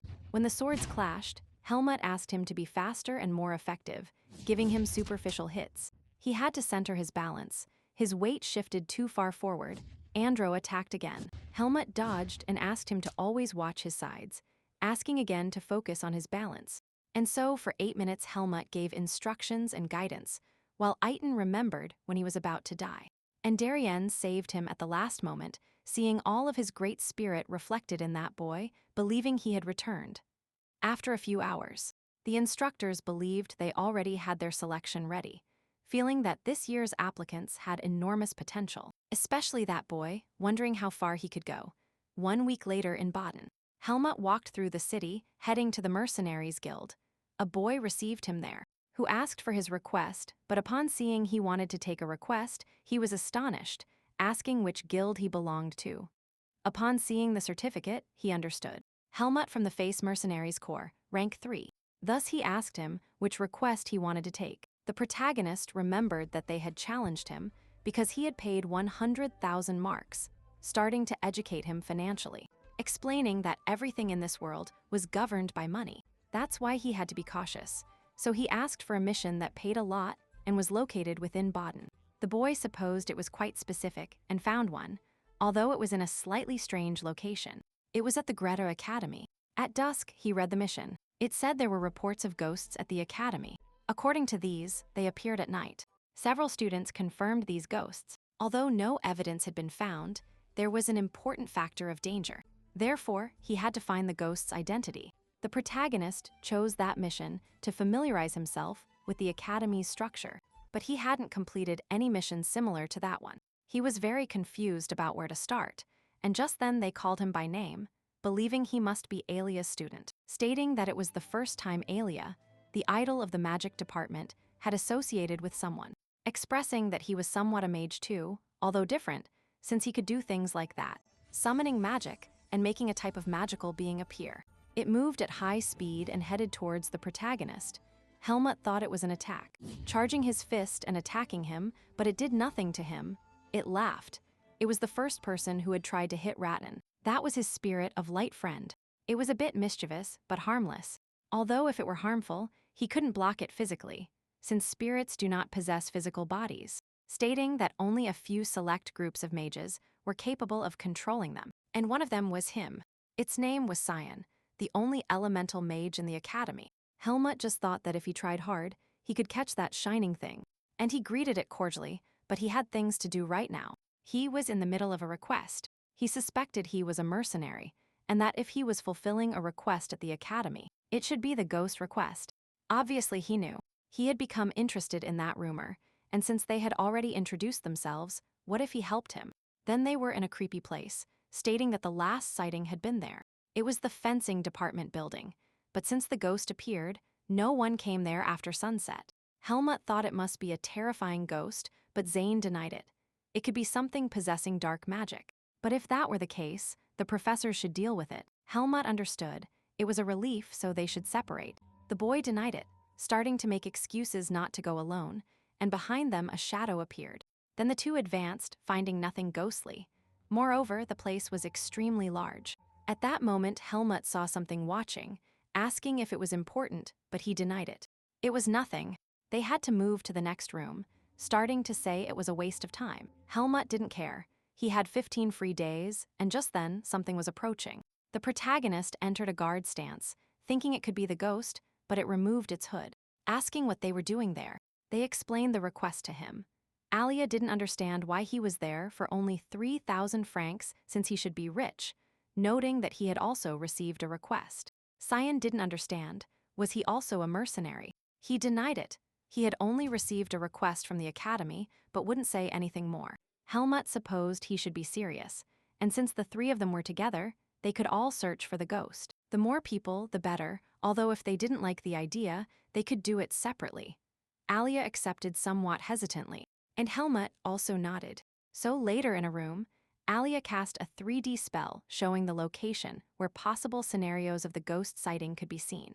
For some reason, they were all from the fencing department, starting to create possible answers, reaching the conclusion that it was hiding there because ghosts could not be harmed by physical attacks. He knew that because Professor Ethan mentioned that among the students, he heard the rumor. One looked for it and attacked it, but he had said that his sword just passed through it. Helmut, seeing that scenario, believed he had never done something like that. He had never had a conversation about his ideas and those of others. He had always listened to reprimands and orders. In the group too, he only followed orders. But now it was as if everyone was adding their ideas towards the same objective. At that moment, Alia understood that physical attacks did not harm it. Then she asked him if he mastered Vis energy. The boy couldn't believe it upon seeing that. It was a total surprise. At that moment, the boy said he was very tired, couldn't think anymore, and would take a break, saying goodbye for today. When left alone, they looked at each other and asked Helmut if he had any suggestions. After much thought, he supposed it wasn't a ghost but a spirit, asking where they could find it. She nodded. He was right, although a mage couldn't decipher where something like that was. But there was someone among them who could, as he was a great spiritualist. And so the two of them ran out. Helmut asked where Cyan was going. Alia thought he was probably chasing the spirit. The protagonist believed that this person always knew that thing was a spirit, claiming that he only wanted to activate Cyan to find it. He nodded. It had been the only method he could think of.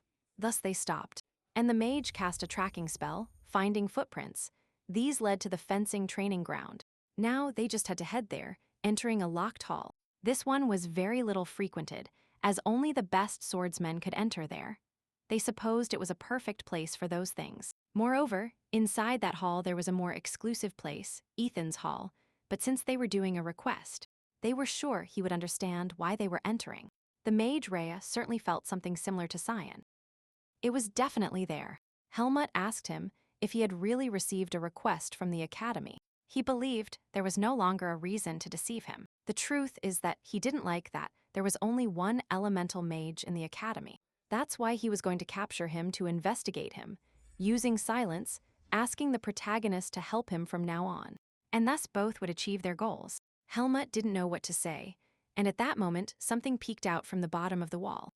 Alia didn't understand why he stopped talking, and upon looking, a huge purple beast had appeared. It thanked him for his good work, thinking he should be the first to greet him, summoning the wall ability, throwing types of blocks against the ghost. However, it possessed great speed. Alia shouted at it not to dare escape, using space lock. It was an unsealed spell. This bastard couldn't get out of the training ground anymore. Although with that spell, he couldn't move anymore, so he asked Helmut to weaken it. He had to wound it properly, not destroy it. Helmut understood physical attacks supposedly didn't harm it. In that case, he just had to attack it with his Vis energy, jumping against the monster. It also charged its attack. But before it launched its attack, Helmut cut it in half, wondering if that was enough. But the ghost continued as if nothing happened.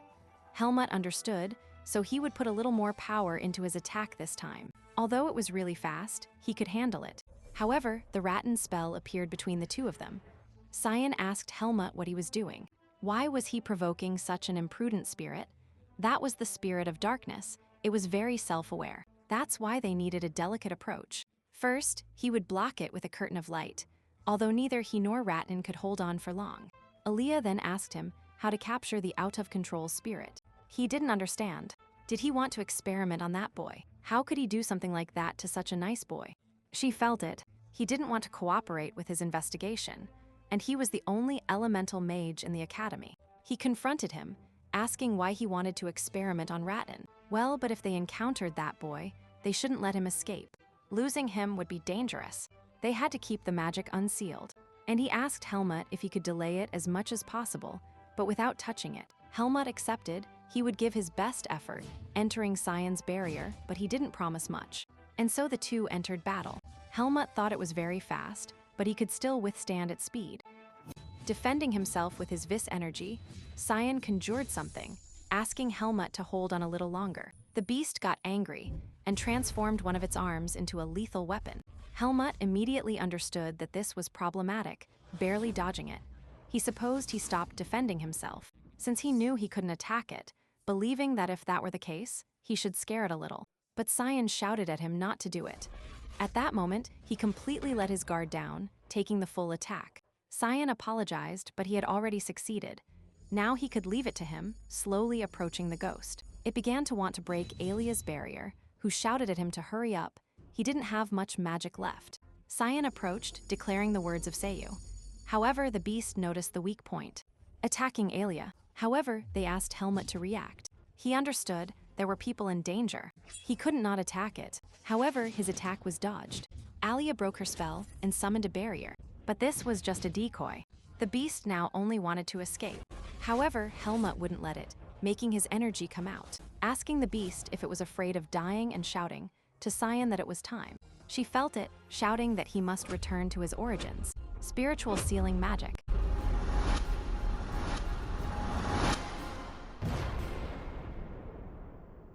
Cyan was tired, but they had succeeded. There was the malevolent spirit that everyone talked about. Then at the guild, they asked if that was the spirit, asking how something like that was in that place. Cyan explained that it could be for many reasons. It could be due to earth magic, or it could be due to dark forces, although that was quite unlikely. At that, Alia asked him to shut up. There were too many explanations. Then the three left, a little disappointed, since they hadn't been paid immediately because they had to make sure nothing appeared for 3 days. Asking why they did the mission then, Cyan calmed her down. At least they had made a friend along the way. Seeing that he didn't know what that was, they explained that it was having a mutual relationship where both helped. And they had similarities in thoughts, extending his hand, asking him to take care from now on. Helmut felt a similar feeling from his past when he met the blonde, believing that he liked that feeling. Cyan asked Ale the same, but he didn't want anything, leaving the place. Then they explained to Helmut that the rooms had already been assigned. He should head to them. They had to change tomorrow, but today he could take a look. When Helmut arrived at the place, he thought that when he looked for the request to the academy, it was in complete silence. It was the first time he had seen movement in that place, and he heard about the rooms. Handing over his acceptance letter, he understood it, but he was surprised because it was room 301. Apparently, Alia was in it, believing he was tired. Furthermore, he had sworn never to make friends again because of what happened in his past, believing that everything was the fault of that crow bastard. But he wouldn't see him anymore. While Helmut headed to his dormitory, Alia, who was now a woman, asked never to see Helmut again. Then, in another place, the rank 2 generals cursed the man in front of them. He calmed them down.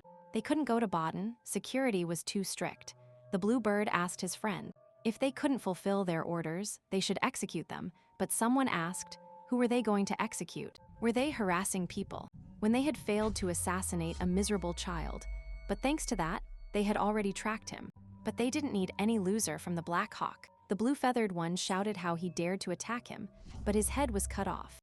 The general shouted at him, who the hell he was, he had to leave, he was a coward. He asked Coward, who was the coward? They alone were imposters, slitting his throat, feeling that they had used his name for a long time, asking them if they could answer some questions, but only screams were heard in that alley. Then Alia kept telling himself that he had to avoid Helmut at all costs.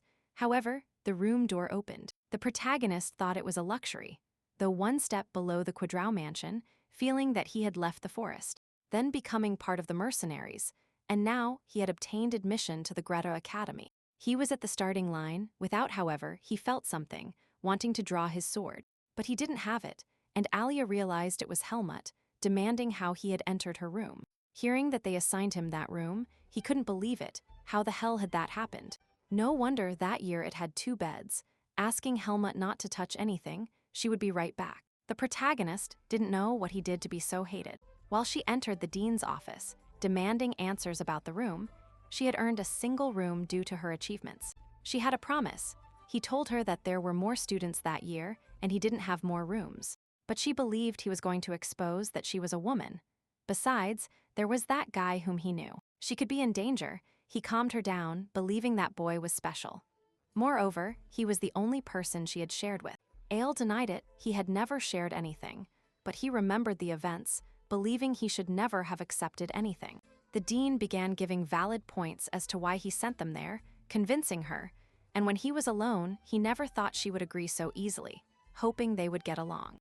Ale, upon arriving, asked if they were really going to share the room, believing that if he forced them, there was no other option. After talking, Helmut believed it was best for both of them. He didn't know anyone else at that academy. It was the same for him, she felt, but she also believed she should never have helped him on the exam. The next day, Helmut brought his things. In the room, Alia explained that they had adjusted some things. The space behind the curtain was his. She wouldn't accept complaints, starting to fill the protagonist with rules about not crossing over, with the conclusion that if he needed something, he just had to call her several times. Helmut understood and hoped they would get along.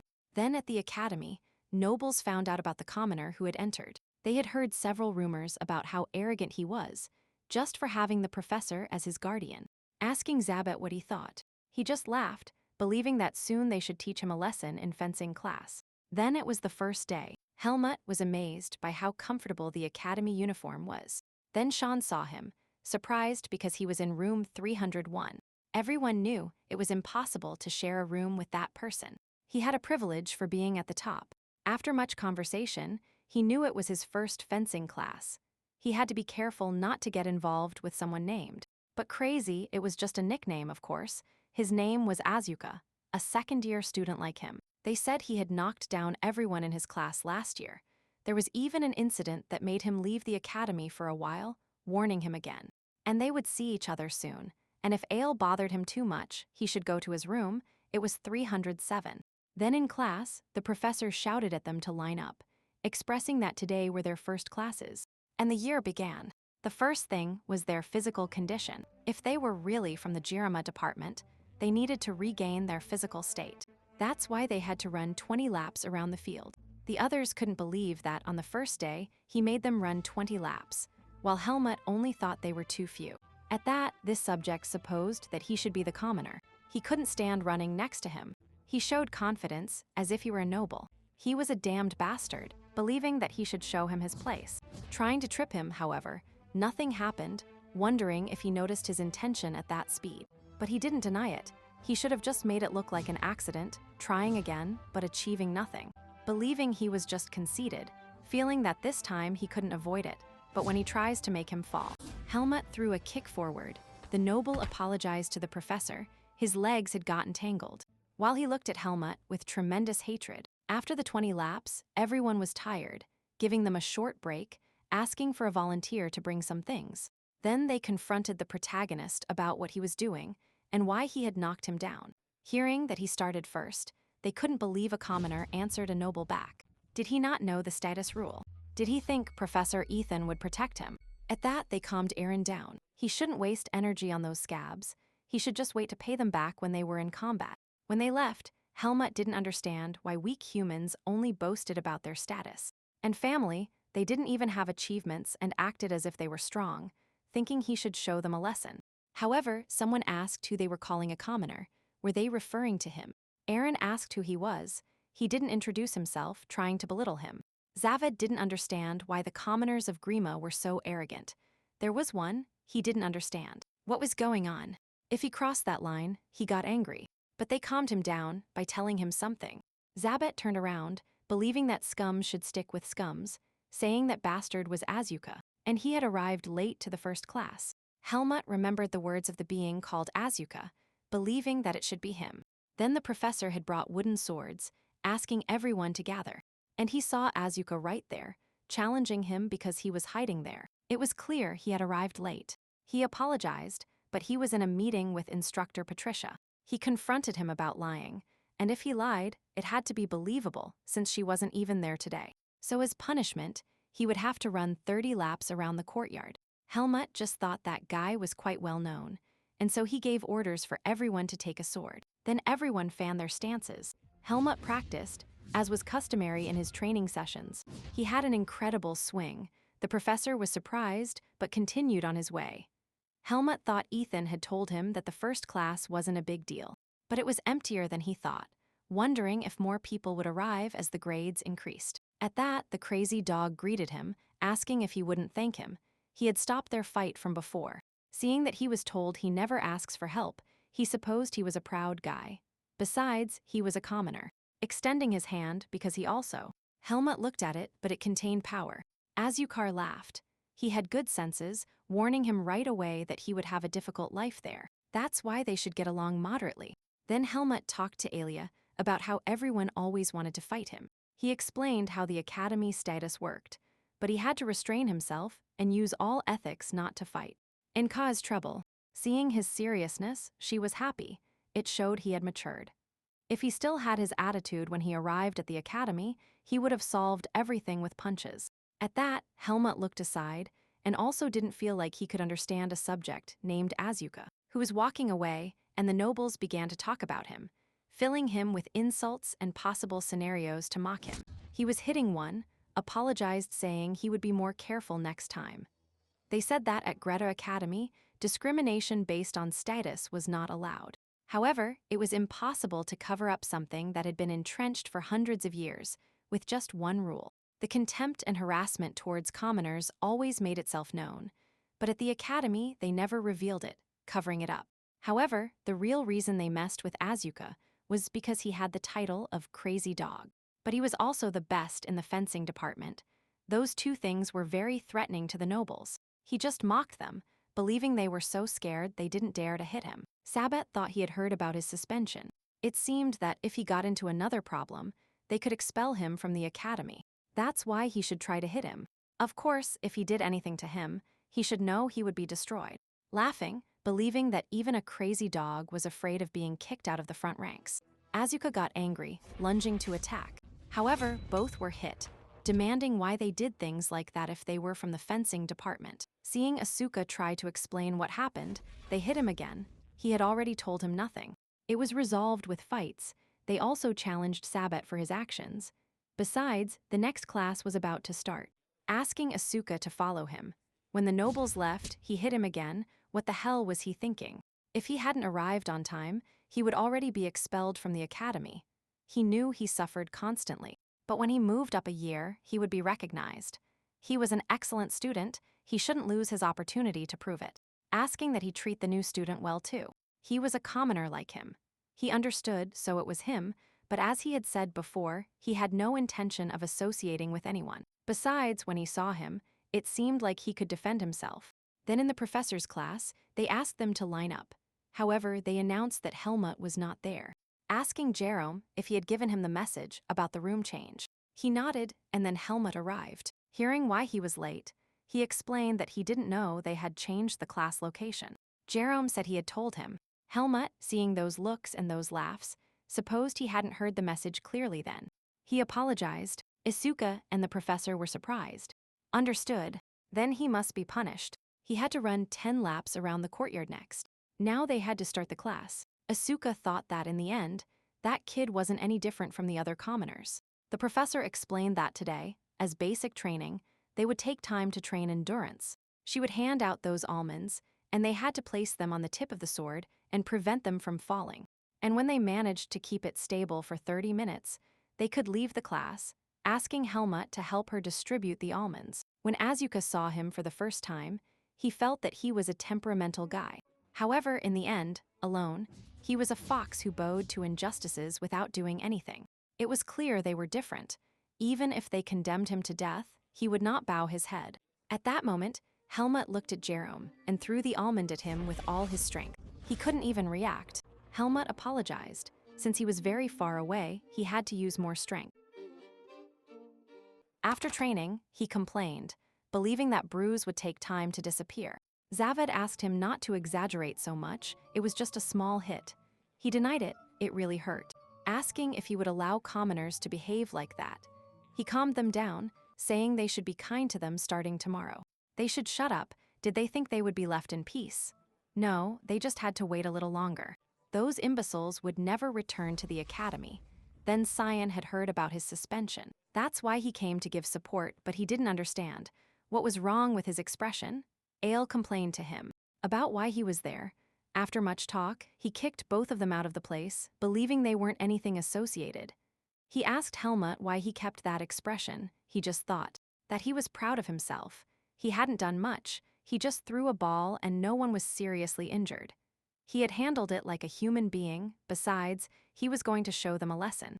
When they fought a duel, and in that moment, Sean invited himself to the protagonist's dinner with Nathan over the weekend, filling him with convincing arguments because that's what friends do.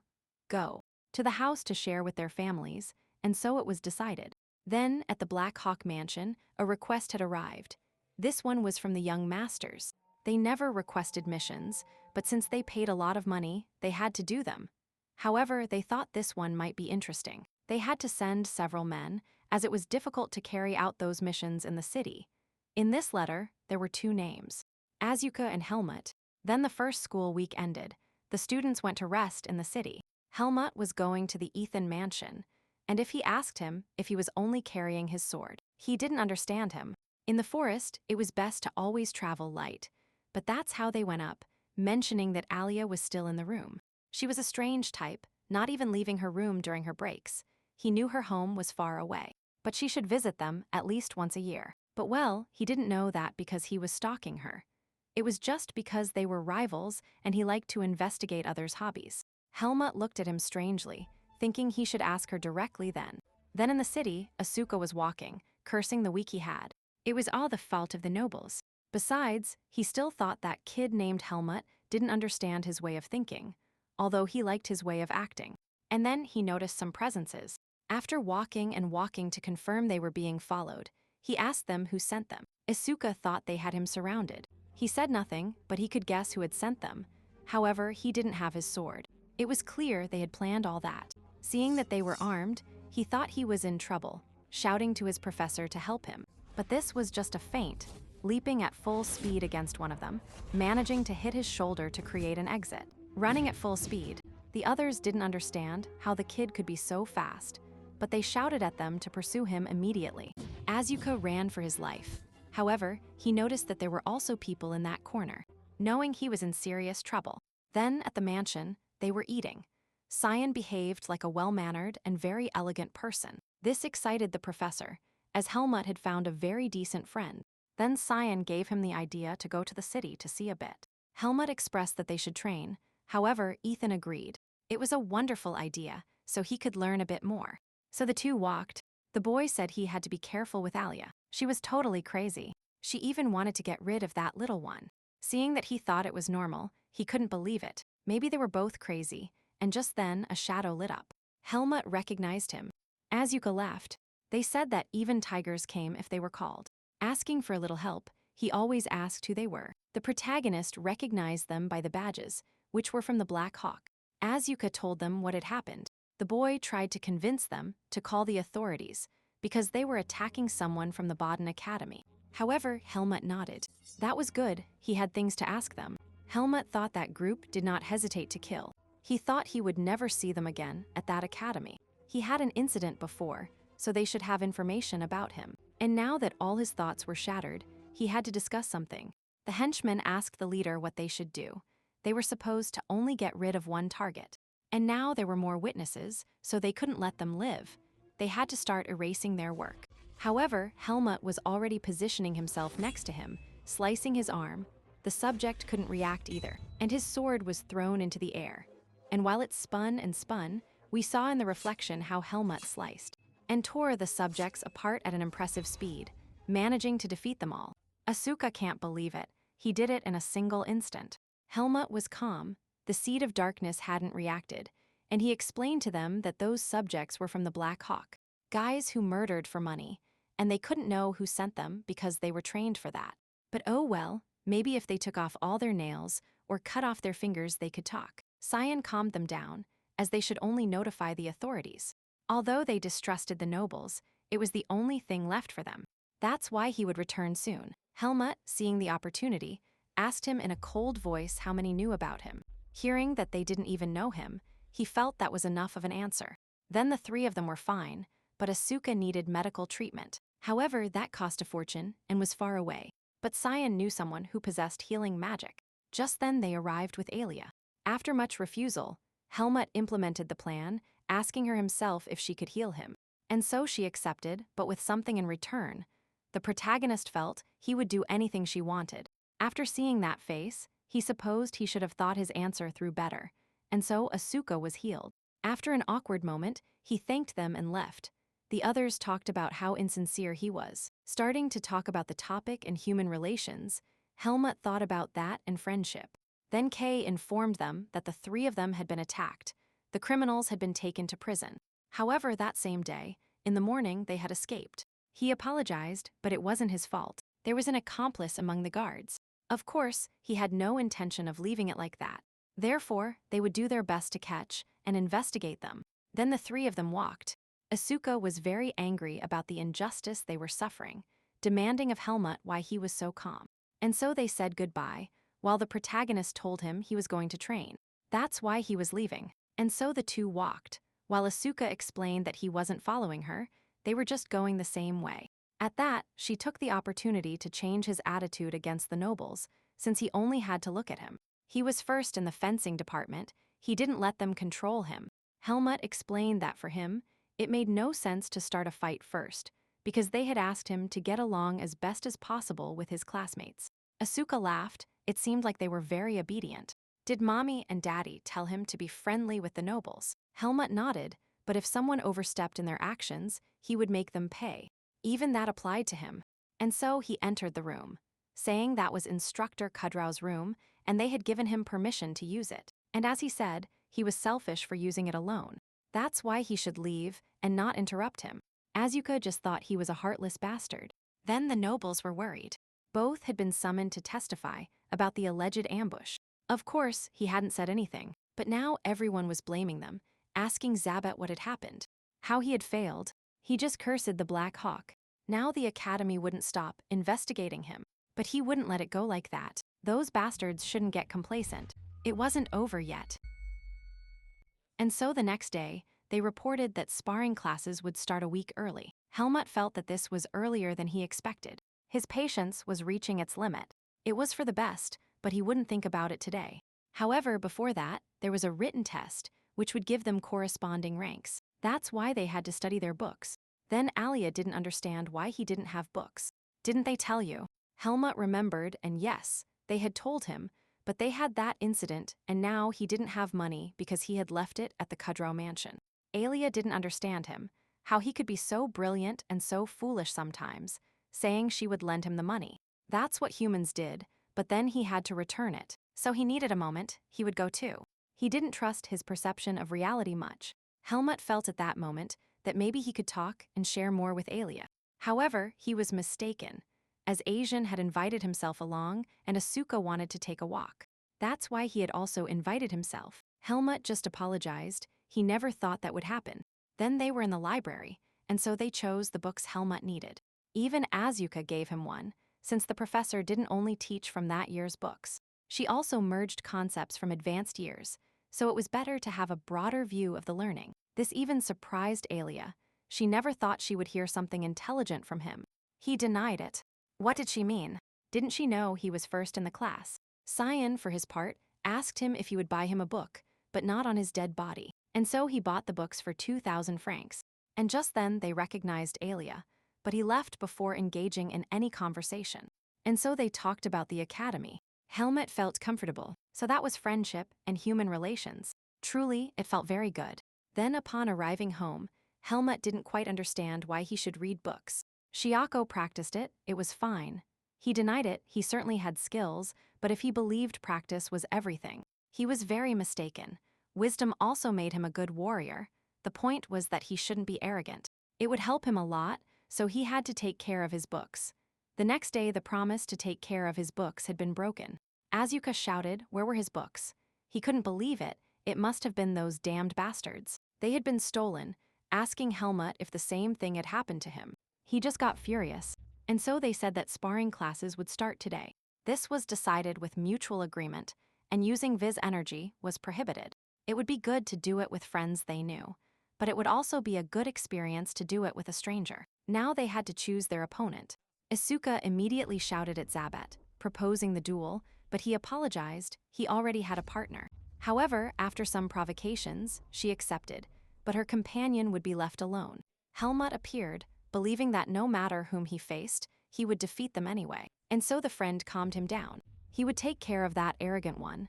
If he had so much confidence, he should try it. Mentioning that Zabet had previously told his companions that he would use Vis energy against Asuka. No matter the cost, the penalty would be nothing if he managed to break that bastard's hand. If that happened, that subject could never return to the academy. and Aaron agreed with the plan. Sabet laughed. It seemed like he was eager to attack him. He just had to do it. This way, the commoners would learn their place. At that moment, everyone stopped their fights and started watching Sabet versus Asuka. He didn't know what happened at that moment. Why wasn't that dog moving? The friend thought Sabet was lost. He supposed he didn't know Asuka well. His plan was never feasible since he decided to face him. Sabet stared at him intently. Seeing him approach, he knew he would attack his lower right zone. He could stop him. However, that was just a feint, hitting him on the right shoulder, sending him straight to the ground. Seeing that situation, Asuka laughed. He thanked him for always talking without having skills. It was his gift for being scum. Sabet thought his left collarbone was broken, but since he had attacked first, he was going to use his energy and explain it was in self-defense for his life, so he would activate it. However, Asuka hit him again, starting to land blow after blow after blow. Sabet couldn't activate his energy, thinking they would kill him, believing he should surrender. But they hit him in the stomach. Asuka smiled. He wouldn't let him surrender. There was still a long way to go for revenge in the other fight. They thought Helmut's expression looked worried. Was he perhaps worried about his commoner friend? Helmut told him to better concentrate on his fight, and so Sabet kept getting hit. And hit while only receiving insults. He couldn't believe his family's sword was being humiliated by a commoner, and why his companions weren't telling the instructor to stop the duel. And upon looking up, he didn't understand why they were looking at him like that. Getting up slowly, believing that everyone should pay, he activated his energy, but it was weak. And Asuka hit him with all his power. Since he broke the rules, he only acted in self-defense, but they shouted at him not to do it. And right at that moment, the professor stopped him. Sabet had to go to the infirmary and then to the director, but Asuka immediately. Seeing his complaints, he understood, but he couldn't react like that, thinking he didn't know how the professor could defend him so much. And then they interrupted him. He had to go to the other classroom. They said that the two had been talking about what was happening with Sabet, since that subject was lost. Everyone in his class knew it. Sooner or later, they would discover the truth. Sabet was already condemned. He would soon be expelled, but thanks to that distraction, he could finish off that bastard Helmut. Returning to the present, Helmut wanted to ask him if he was the one who stole his books. He laughed. It was obvious, wasn't it? Seeing his response, Helmut calmed down. He thought the protagonist was full of holes. He had too much confidence. He would go for the legs first. However, a beast was already next to him, which broke his sword. Not understanding what was happening, he was definitely firm, and an attack was launched at his throat. As Helmut approached, he believed he was very proud of his status, but he asked him if that would defend him when he was outside the academy. He should watch himself next time, or his neck would be broken. He couldn't believe that thing was human. He was a demon. Helmut had forgotten that he could no longer speak because his vocal cords were broken. Breaking his hand, the professor shouted at him to stop. The fight was already over, but he froze completely upon seeing that presence. But Helmut snapped back to reality. He ordered Jiran to bring first aid. And as for Helmut, he had to follow him. Then they were given a chance to excuse themselves, and since they didn't answer, he thought that was the right thing. Any excuse would be stupid. Dizuka understood him due to his actions, but didn't think that of Helmut. He explained that he hadn't broken any sparring rules, but they said Aaron's larynx was torn, and the bones in his hand were broken. The vocal cords could be repaired, but now his hand wouldn't be able to hold a sword well. Asuka shouted that they had used the Black Hawk to kill him, but they hit him. Helmut didn't understand why he was blaming him. Aaron was weak and still insulted his friends. He was just clarifying things he shouldn't do. The professor thought that if he thought that way, they weren't worthy of being at the academy. Why wasn't that Baden's behavior? Fighting commoners, insulting them, stealing things, and attempted murder. Was that the spirit of the fencing department? Since the professors and directors did nothing, he took matters into his own hands. The professor swung his sword, breaking even a piece of the room. He shouldn't stray from the main point. He had hurt and persecuted someone weaker. Nobles shouldn't despise commoners, but the strong also cannot do so to the weak. If there is no order in the world, it will remain the same. Helmut understood, but then what should he have done? He first apologized, since neither he nor the academy could do anything, but they had to find that answer in their own actions. But in any case, they had to discipline them. Sparrings were forbidden for them, although they could practice between the two, but they shouldn't celebrate too much. They had to write 50 pages, reflecting on everything. so the two spent the whole day writing 50 pages. While Asuka complained, Helmut felt that he did not regret his actions, but he knew he had made a mistake. While they argued about who was better between them, the professor knew that Helmut was strong, but he never thought he could have that power, but he hoped they could understand that they did something wrong. Meanwhile, at the Black Hawk Mansion, the disciples earnestly apologized, but they were stopped since they knew why they failed, telling them about the subject with black eyes and hair.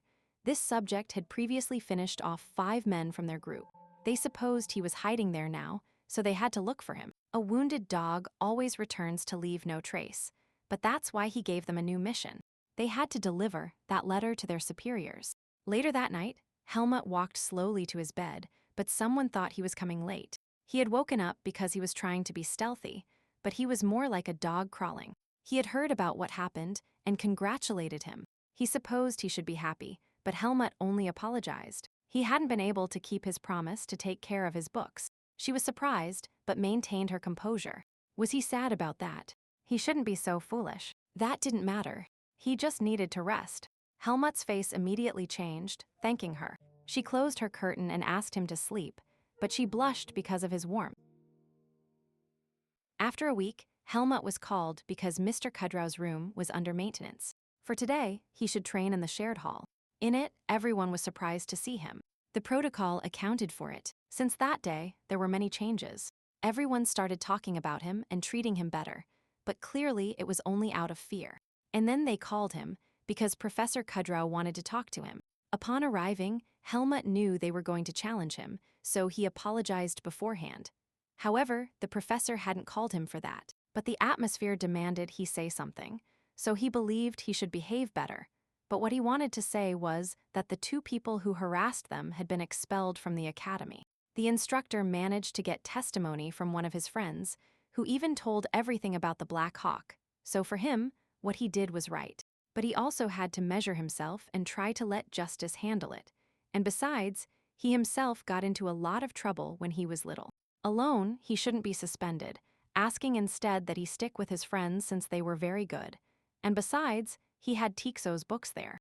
There were 2 packs because his friend also needed them. Helmut wondered why he should be the one to deliver them.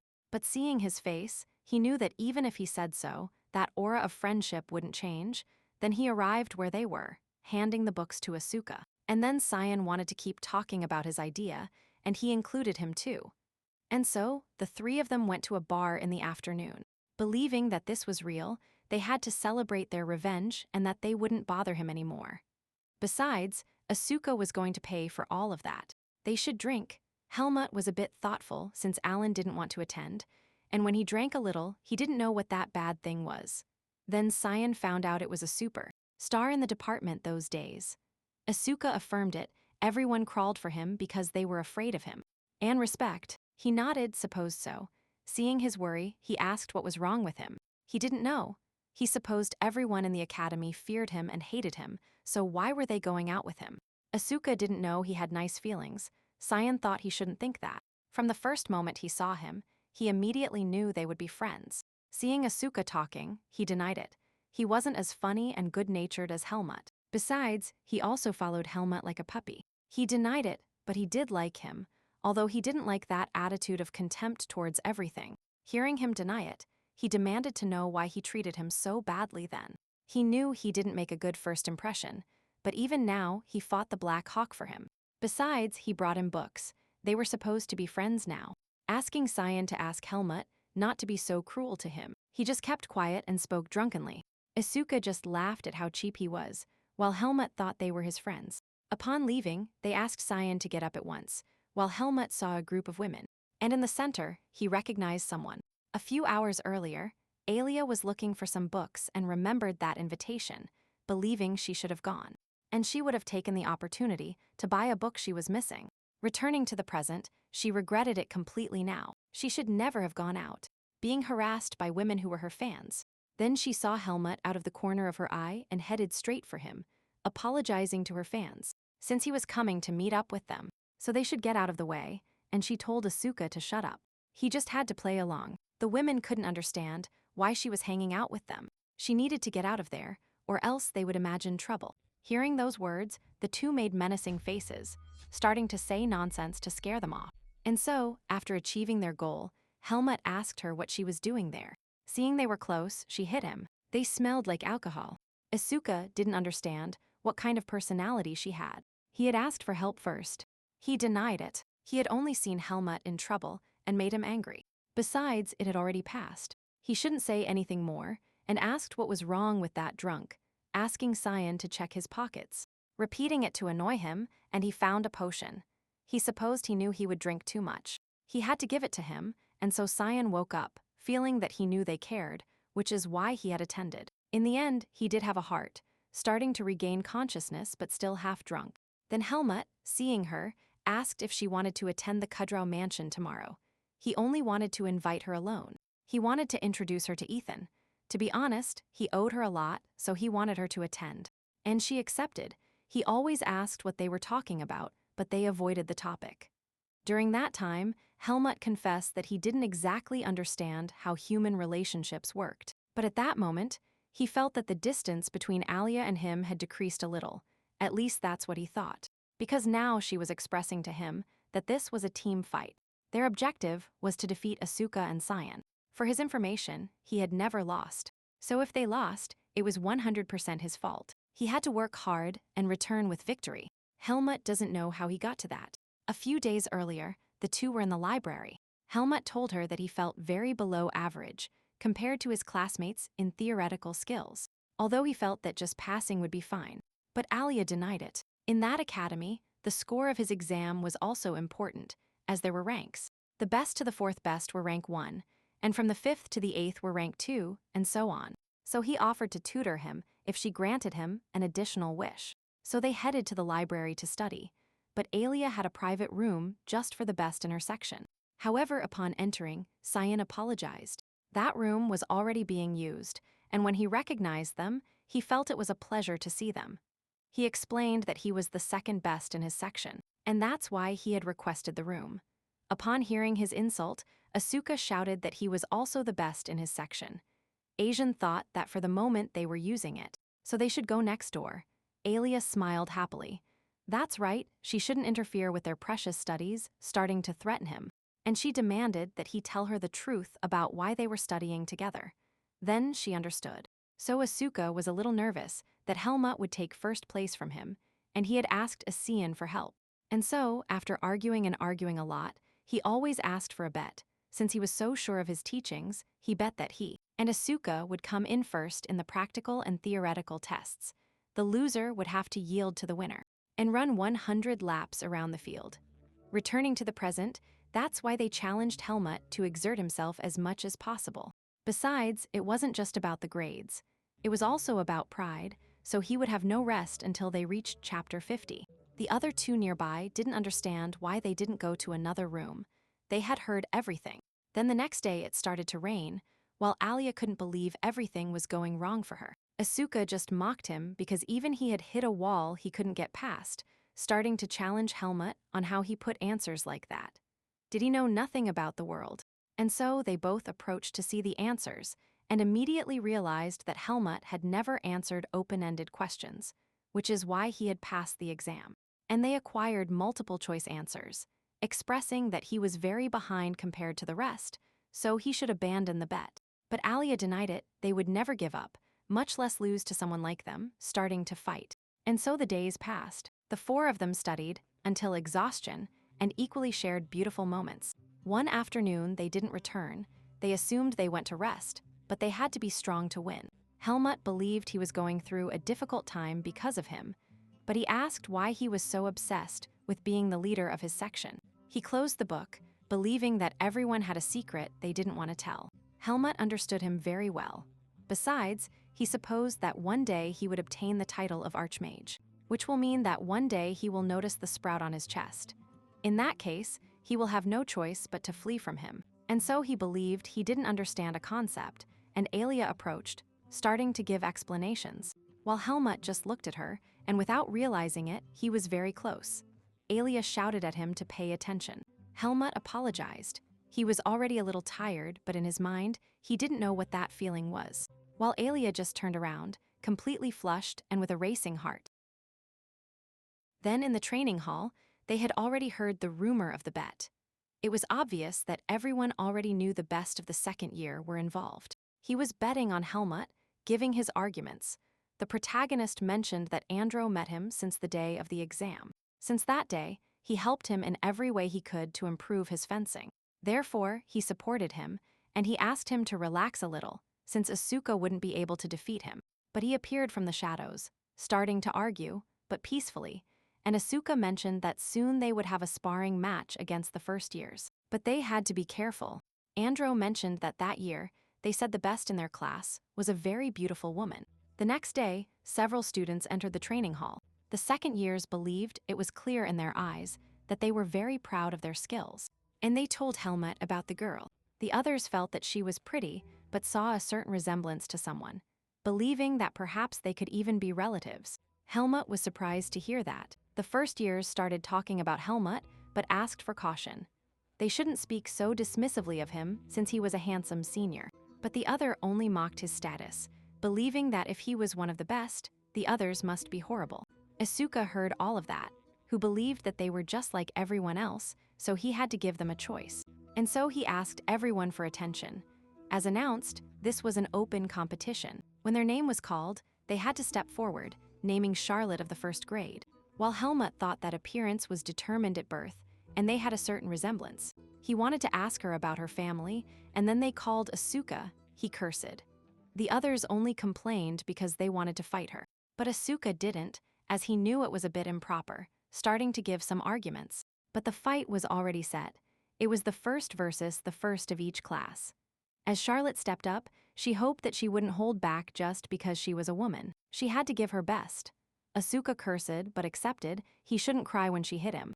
And they also asked Helmut to prepare, as he would be the second fight. He would fight against the second strongest of the first year. Helmut, just by looking at him, knew that in terms of strength he was lagging behind, but he would manage. And so the first fight began. Asuka, seeing that stance, thought she was better than expected. Asking her why she came to the Hirama department, she expressed that it was obvious to become stronger. Besides, she had heard about his reputation, so she would thank him for fighting at 100%. Asuka understood. Yes, that was what she wanted. She jumped to attack her, and so they clashed swords again and again at an impressive speed. Everyone was surprised by the speed of both. Charlotte had heard about his speed, but seeing it in person was completely different. She felt like she wasn't weak at all. Now the real battle had to begin. Charlotte thanked him, but she wouldn't make it easy for him. They said Asuka was the best in his class for his fast and irregular swordplay. No one could stop or predict those attacks, but he believed his concentration was good. He hadn't used all his power, but he was defending quite well. He had a technique he liked, but what if he counterattacked with everything? Charlotte barely saw the sword and managed to dodge by a little. Asuka was completely surprised. He had very good reflexes, but something bothered him, attacking, and expressing if perhaps he was aiming for a draw, noticing that he didn't like arrogant people. But what he truly hated was people without self-respect. Was he so scared that he had discarded the possibility of winning? Did he not appreciate the victory against him because he was a commoner? If he didn't want to win, he should surrender immediately, because there were many people who would die to fight him. For the first time, Helmut agreed with what she said. She was fighting to learn about him. However, he apologized. He didn't realize his thoughts were mistaken, thanking her for teaching him one more lesson. Changing his stance, asking her to start again with feeling, that's how it should be, jumping towards her. And this time he did feel that feeling of fear in his attacks, dodging and counterattacking. Being careless in one of his attacks, Charlotte thought she had him, but he disappeared, asking her to tighten her shoulders, and so giving her a takedown, believing it had been a good attempt, but unfortunately his opponent had been him. And so the winner of the first round was Asuka of the second year.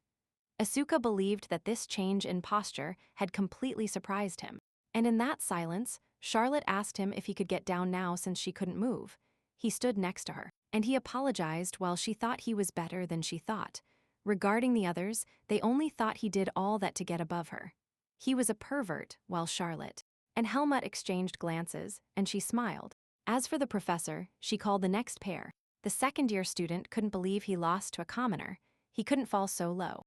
She just laughed. If he didn't change that way of thinking, he would leave with serious injuries. He just mocked, he was eager to see that, and so they moved forward, believing that from now on he hoped to have a good fight. But internally, he believed that he should be the one everyone talked about. He didn't seem strong at all. Helmut found that look familiar, but the professor stopped him, asking him to fight with moderation. And so everyone watched the fight, and since everything was ready, they had to start. The giant lunged with all his overwhelming power against Helmut. He was going to block it, but he immediately realized he was strong, stepping back. Everyone was astonished by the power he possessed. He laughed. For a moment, he thought he would stop him, but he had opted for the best option. But he hoped that the commoner everyone was talking about wouldn't just dodge. Helmut understood that he had tremendous strength, but he had dealt with guys like this before, and so the fight continued, while Helmut just dodged and dodged. The big guy shouted at him to try to attack. He was just dodging like a rat, but the protagonist kept doing it. No matter how strong he was, if the attacks didn't connect, they were useless. The first years didn't understand what was happening. Was he cornering him? He was supposed to be the best, and was just dodging against a first-year student. Asuka was also surprised by what he was doing. When he stopped, he challenged him. Wasn't he going to do anything? But it didn't surprise him anyway. He wasn't going to learn anything from a commoner regardless, starting to belittle his power. Helmut remained calm, believing it was simple provocation. But he said that all those rumors were because the professor was his tutor. But if the student was like that, he should be equally weak. The professor stopped him. He shouldn't say impolite things in a battle. Helmut just calmed down and lunged at him. He couldn't even see him. Helmut kept attacking. He laughed. His blows were weak. They wouldn't do anything to his muscles. However, he fell. Helmut explained that no matter how trained his body was, there were parts that collapsed anyway. Before he had said he wouldn't learn anything from a commoner, but he would teach him the lesson of never looking at anyone that way. He shouted that it wasn't over yet, but Helmut dodged and knocked him to the ground again with his sword, throwing his sword, asking him to reflect on his actions. The professor tried to stop him, but he hit him, leaving him completely unconscious, and declaring Helmut of the second year the winner. Then the red-haired was happy because he had won, but they asked him to behave, and so the matches moved forward. And in each one of them the second-year students won, showing the large gap they had. Afterward, Charlo drank water, and he met Helmut. She nervously greeted him, while the protagonist only wanted to ask about the necklace. But she also felt it was too rushed. It could even put him in danger. She believed Helmut hated her, so he didn't answer anything, asking if she had something to tell him. But Helmut denied it, apologizing, flattering her for the sparring she gave. She thanked him, and he also told her that he admired her, asking if they could have a sparring match soon too. And seeing his answer, she would eagerly await that match. And at that moment, Asuka arrived. And then she said goodbye. Asuka started to bother him, but Helmut remained just as cold towards him. The next day, Helmut asked him about something related to the subject, but seeing his attitude, she believed that after many years in the forest, she knew something was wrong. At that moment, he was in danger, asking him if he had something to tell her. She sighed. She had something to say. She had heard that a first-grade girl had asked him out. Seeing that reaction, he supposed that it was true. He felt he should be happy for being very popular upon hearing what really happened. She believed him, but warned him about women. They were only going to get close to use him. He shouldn't be fooled. He experienced that himself with women. Seeing his doubts, she affirmed it. He must stay away from them. Helmut stopped her. She shouldn't say anything more. If he suspected Charlotte, he only had to tell her. He would do it. Alia was surprised and started giving more arguments, while the protagonist thought Alia was very meticulous. Then Cyan was completely disappointed because the tavern was closed, as hours earlier they were looking at Helmut's answers. And for the first time, he had valid answers, so they were going to celebrate. Cyan had recommended that spectacular place where they served late-night snacks, which is why they had arrived there. However, it was closed. They assumed today wasn't their day. However, Alia knew another place, heading there. Here, Azukar didn't understand why everything was so expensive, and they started talking about status. And so they ordered their dishes. Helmut ordered the special menu from the Grima department because he had an agreement. Azuka burst out laughing. The others explained that the Grima departments always ate more. That's why he had such a large dish. At that moment, they greeted the Zennies, believing it was a very pleasant coincidence. Seeing that they didn't know his name, he greeted them with the name Jeffrey, apologizing for what happened in class. At that moment, she felt they had also come to eat the special menu, while if he tried to eat a little of it. But they denied it. He would eat everything, and since they had already met, Charlotte was going to suggest eating together. But Alia stood up, so she was Charlotte, asking if he knew who he was. It's one day ahead.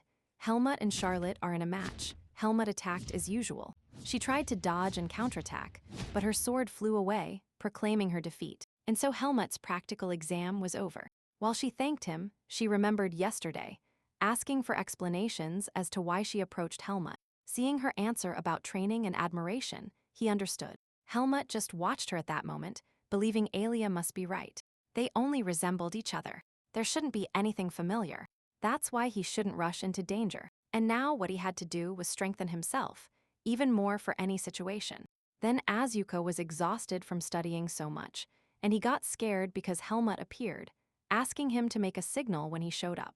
Asking him how the practical exam went, and why he took so long, did it cost him? He replied that he took a long time because the instructors had asked him to take his time, asking him how it went for him. He laughed, she shouldn't worry, he was perfect in everything. Alia denied it, Asuka shouted at him to make noise when he appeared. And so they started studying again, so that Helmut would do well on the theoretical exams, starting the same conversation that Helmut wouldn't beat him, while Alia just didn't want to lose. And so Helmut settled down to study again, like he had done every day. So the next day, they said the exam would last 2 hours. They had to make the most of the time. They had to start. At that moment, when answering the exam, a question appeared that completely surprised him, which read, what would happen if he accidentally obtained the power of darkness? And if he lost it, he would die. He had to describe what he would do in that situation. Then in the private room, Alia asked Helmut how the exam went. He supposed well, the problems had been just as she had said. But there was one particular question that caught his attention, telling her about the dark power. And so they asked the protagonist what he had written. He said that he would accept the power of darkness and live to fight against it, and find a way to control that power. She understood. It wasn't a bad answer, and upon hearing her opinion, he felt he would have answered a similar response, even if he became the enemy of the temple. It was obvious that the Lumen Temple is ruthless against the power of darkness. If he reported voluntarily, the only result would be death. In that case, staying alive and finding a way to control it would be the best option. Helmut sighed and understood her answer. Then the day for the partial exam score notifications arrived. At the academy, exam results are published in the central square of the academy, as it is a very popular method to stimulate the competitive spirit of the students. Nobles and Helmut looked for the magic department, where Alia was, and as expected, there were no surprises as she had scored 100 points. Meanwhile, she couldn't believe it. It made no sense. Upon seeing that he appeared, she supposed he would win. How had he done it? Since spirit comprehension was the main topic this semester, Alia just calmed him down. 3 months was enough time to know any subject. It shouldn't be anything special. He supposed that he had won. But the winner was not yet decided. Looking at the Grima board, and the first place was for Helmut. Alia smiled and congratulated him. Asuka was calm. He had lost by only 1 point. It was a pity, but he still felt a little better because the one who had beaten her was Helmut. However, next time he would definitely win. That's why he had to prepare. Meanwhile, Asian couldn't believe he was so calm. He was a traitor, starting to fight, and begging for mercy. Clearly, 100 laps was a lot. He was going to die. His body wasn't made for running, begging for mercy again and again.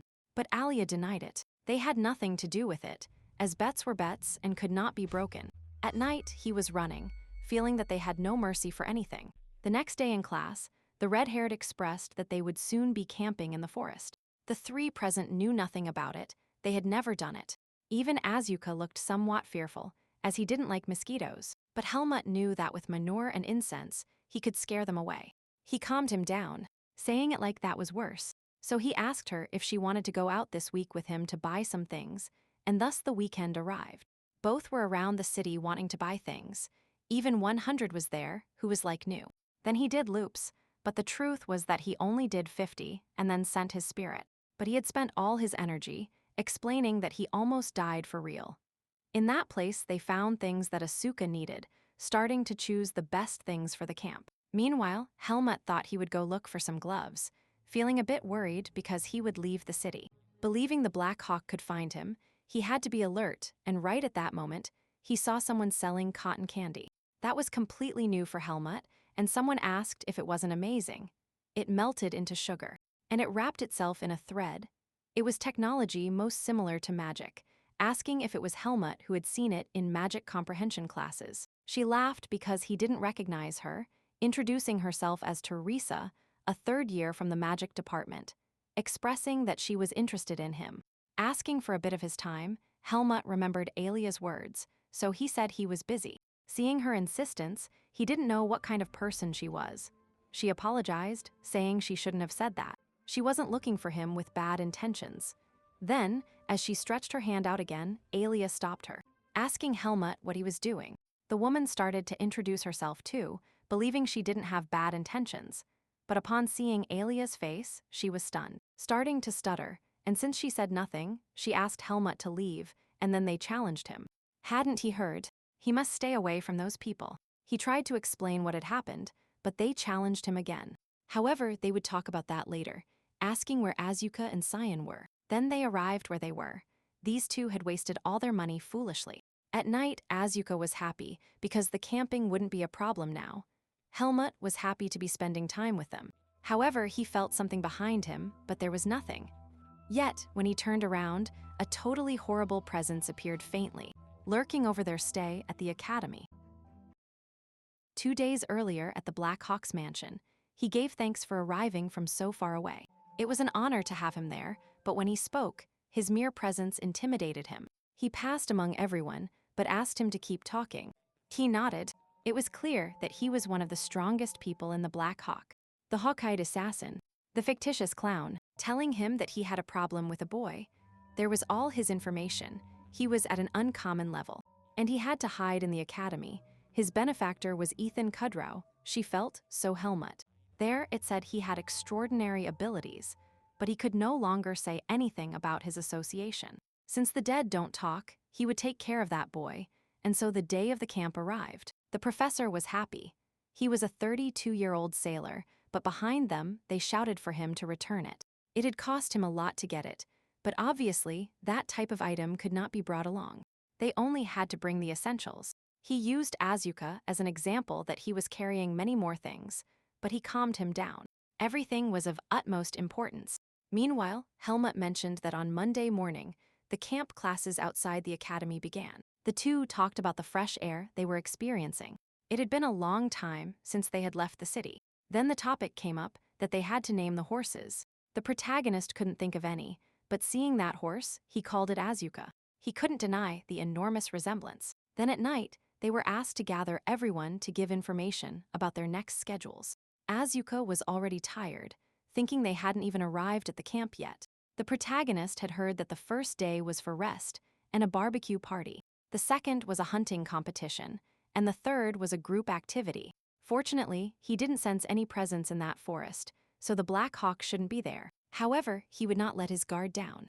Then Azuka became serious, asking where his horse was. He immediately realized it had been cut by something sharp, forming some hypotheses in his mind. But Azuka calmed him down. There it was. Helmut asked for his seriousness for just a moment. As they advanced, there was nothing, asking them to go with the group. However, he realized something. It was a trap, but it couldn't be hunters there, in a very wide area and also very deep in the forest. That was not a coincidence. That was a warning that they were hunting him. But he didn't understand. Did they want to hunt him? Calling his horse, he felt this was going to be interesting. And so, when they were gathered, they would announce some information. From now on, they had to form groups, and each one would be given a type of cell phone for any emergency. Then they asked their captain to concentrate. His group was waiting for him. The protagonist didn't know them all. They couldn't believe he didn't know them. They were in the same course. Andrew interrupted, believing it was a good moment to introduce himself. They introduced themselves from left to right. Mitchell, Basil, Weasley, and Dino. The redhead shouted at him, asking how he didn't remember him. They had even fought. His name was James, and just as everyone introduced themselves, Helmut asked for a moment. They had to prepare dinner while he went with the professor. Asuka supposed it was about the trap issue, so he would go too. The others got angry. It was obvious he would go because he didn't want to cook. Then they went to the place. The professor asked him if he had really seen a trap. Seeing his affirmation, she thought that without physical evidence, there was no way to deal with it.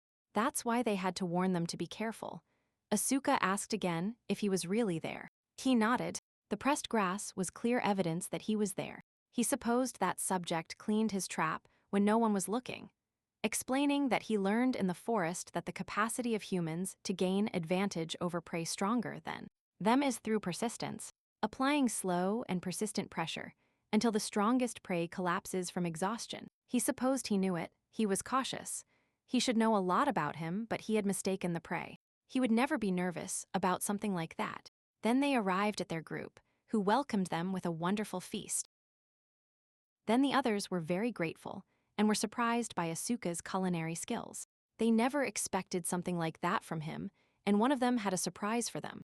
He had found a way to hide it with a magical invisibility cloak, starting to argue that food was enjoyed better with drinks and friends.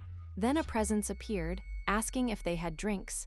The other group's drinks had already been confiscated, asking Helmut if they had alcohol. But he denied it, and since she trusted the protagonist, she went to look for the other groups.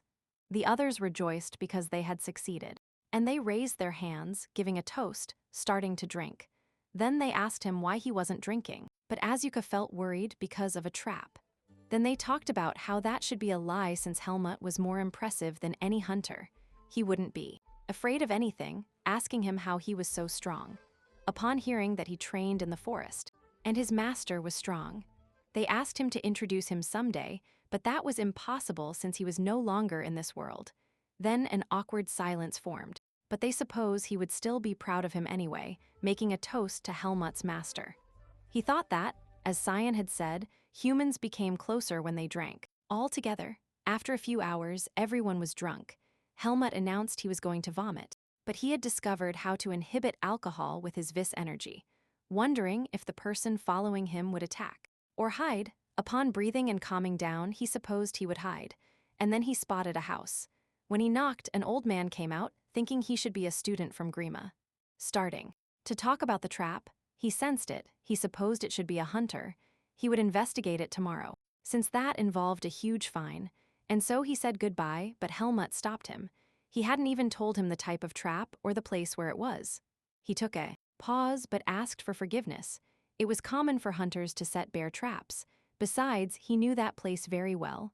Helmut understood, and so he said goodbye. Then, as he advanced, he thought he didn't feel any abyss energy from him. He was just a normal manager, but his instincts were still pointing in that direction. Then he arrived with his group, and the professor had arrived, and she wasn't happy at all, thinking that his instinct might have been referring to her. The next day, everyone had a hangover and gathered in the sun, and they explained the essentials of that hunting competition. It went without saying, but for safety, they had to be careful not to shoot each other among students, asking them to form groups of 2. If a person was injured, their partner had to assist them. Each one would have a bow and arrows. The score was determined by the value of the largest prey. The stranger and more difficult the prey, the higher the score. And if everyone was ready, they should begin. Asuka sighed. That competition was theirs. The others complained that they couldn't be together. It would be very unfair, but the professor accepted that they be together. Asuka only mocked, believing they should strive to finish in 3rd and 4th place. And so they began to talk about where the best place to hunt the strangest things in the forest could be. Or biggest. Helmut, after much thought, believed the best option was for Asuka to hunt something big, so that he could stay alone and investigate better. That's why he asked him to follow him, reaching a type of waterfall, explaining that large animals always went to drink water. It was easier to wait for them than to search. And glancing sideways, there was a damned bear. It was the biggest prize they could hunt, signaling time to shoot. And then the bear received the attack but fled at full speed. However, Azukar wasn't going to let that happen, capturing it and killing it, and right at that moment, a very loud scream was heard, sensing that this shouldn't be a bear. Helmut understood the situation, asking him to take care of the bear. He would go to help, asking if the hunter had appeared. And so he headed at full speed to the place of the screams, jumping and jumping, spotting 2 students. One had no idea how to use the magic orb, and got scared because Helmut arrived. Seeing the trap, he was surprised, asking him to help if they didn't remove it now, he would lose too much blood, collecting some herbs. And taking some stones, the boy didn't understand what he was doing and asked if he was perhaps close to Basil. Seeing his affirmation, he tore off a piece of clothing, managing to make a type of tourniquet on his leg, asking him to hold it tight now. Using his vis energy, he started hitting the trap, managing to break it. But something caught his attention, and so he gave him the ointment he had previously prepared. Seeing his doubts, he asked him to notify the instructors. Helmut, seeing him, thought of the worst of cases, but it was clear that he was still playing. That trap had a loose connection. If he had done it correctly, the ankle would have been cut. Sensing that he would have many problems on this trip. And he remembered Asuka. He had been left alone, but he arrived behind him, not understanding why he left him alone. He didn't even explain anything, but Helmut said nothing. Then the blonde thought the protagonist was amazing. He didn't know what to do, thanking him for saving his friend's life. Helmut gave instructions for his care, and kept thinking about the words of thanks, since it was the first time he had heard that word from a noble. And so the mage arrived, thinking they had done a very good job of first aid. Thanks to it, he didn't have much to do. The professor asked how he had fallen into that trap. He said that he had said he saw something, so he approached in that direction and fell into it. And so they asked everyone to be careful. She would go report everything to the academy. Then Asuka expressed that the bear was his. He wouldn't give it away. Upon hearing that he would go hunting alone, she worried that there might be more traps, but he denied it. He would go in the opposite direction, and so they said goodbye. Helmut advanced at full speed, sensing it was his chance. He had to find out where he was, using all his senses, activating his vis energy. And then he sensed something, managing to intercept it at the exact moment. Then, as he approached, he realized it was an iron rope. Luckily, he had fallen into the trap. Anyone else would have died immediately, and he realized there were more traps. Then he sensed something, and it was a deer. He supposed this suited him anyway, giving it an arrow shot. Then everyone gathered, and they were surprised that Asuka had caught a bear. He just bragged about how good he was, while Helmut showed his servant, which wasn't very abnormal. And so they would give the competition rankings, counting that the first place would take all the prizes on the table. Asuka laughed, believing that if he behaved well, he might share his prizes, and so they would announce who got 5th place. The scene changes, and they ask Asuka not to get so angry. It was just a competition. He couldn't believe he didn't win. He had hunted a damned bear, but they said Bruce deserved 1st place because he hunted a silver fox, which is why he won a private room. Helmut, for his part, had won 10 tickets for obtaining 5th place. Then they shared that night, but they felt it was very quiet since 3 people were missing, counting that in the competition Wesley and Basil were injured because a bridge suddenly collapsed, and Mitchell suffered a leg injury after falling into a trap. And as a result, only 5 people remained in the group, wondering how there were so many accidents in that place. Helmut felt that probably none were coincidences, wondering if it would be better to be honest with his group and tell them his hypothesis. And upon hearing that they were in low spirits, he preferred not to, as that would only increase their anxiety for no reason. Besides, the next activity was group-based. If he stayed with them, they would be fine, and so Helmut stated that his mission was there. They had to reach that place in 4 hours, so they had to advance, and so at night, hours later, they arrived at the place. Everyone was gathered around a bonfire. Helmut realized that everyone was demotivated, as they should be worried because the others were injured. And he got up to go look for some firewood. Azukar accompanied him. Then they talked about how difficult it was to walk in that forest due to the darkness. Helmut became serious, calming him down, asking him to take that and return first. He had an urgent matter to attend to. Asuka understood.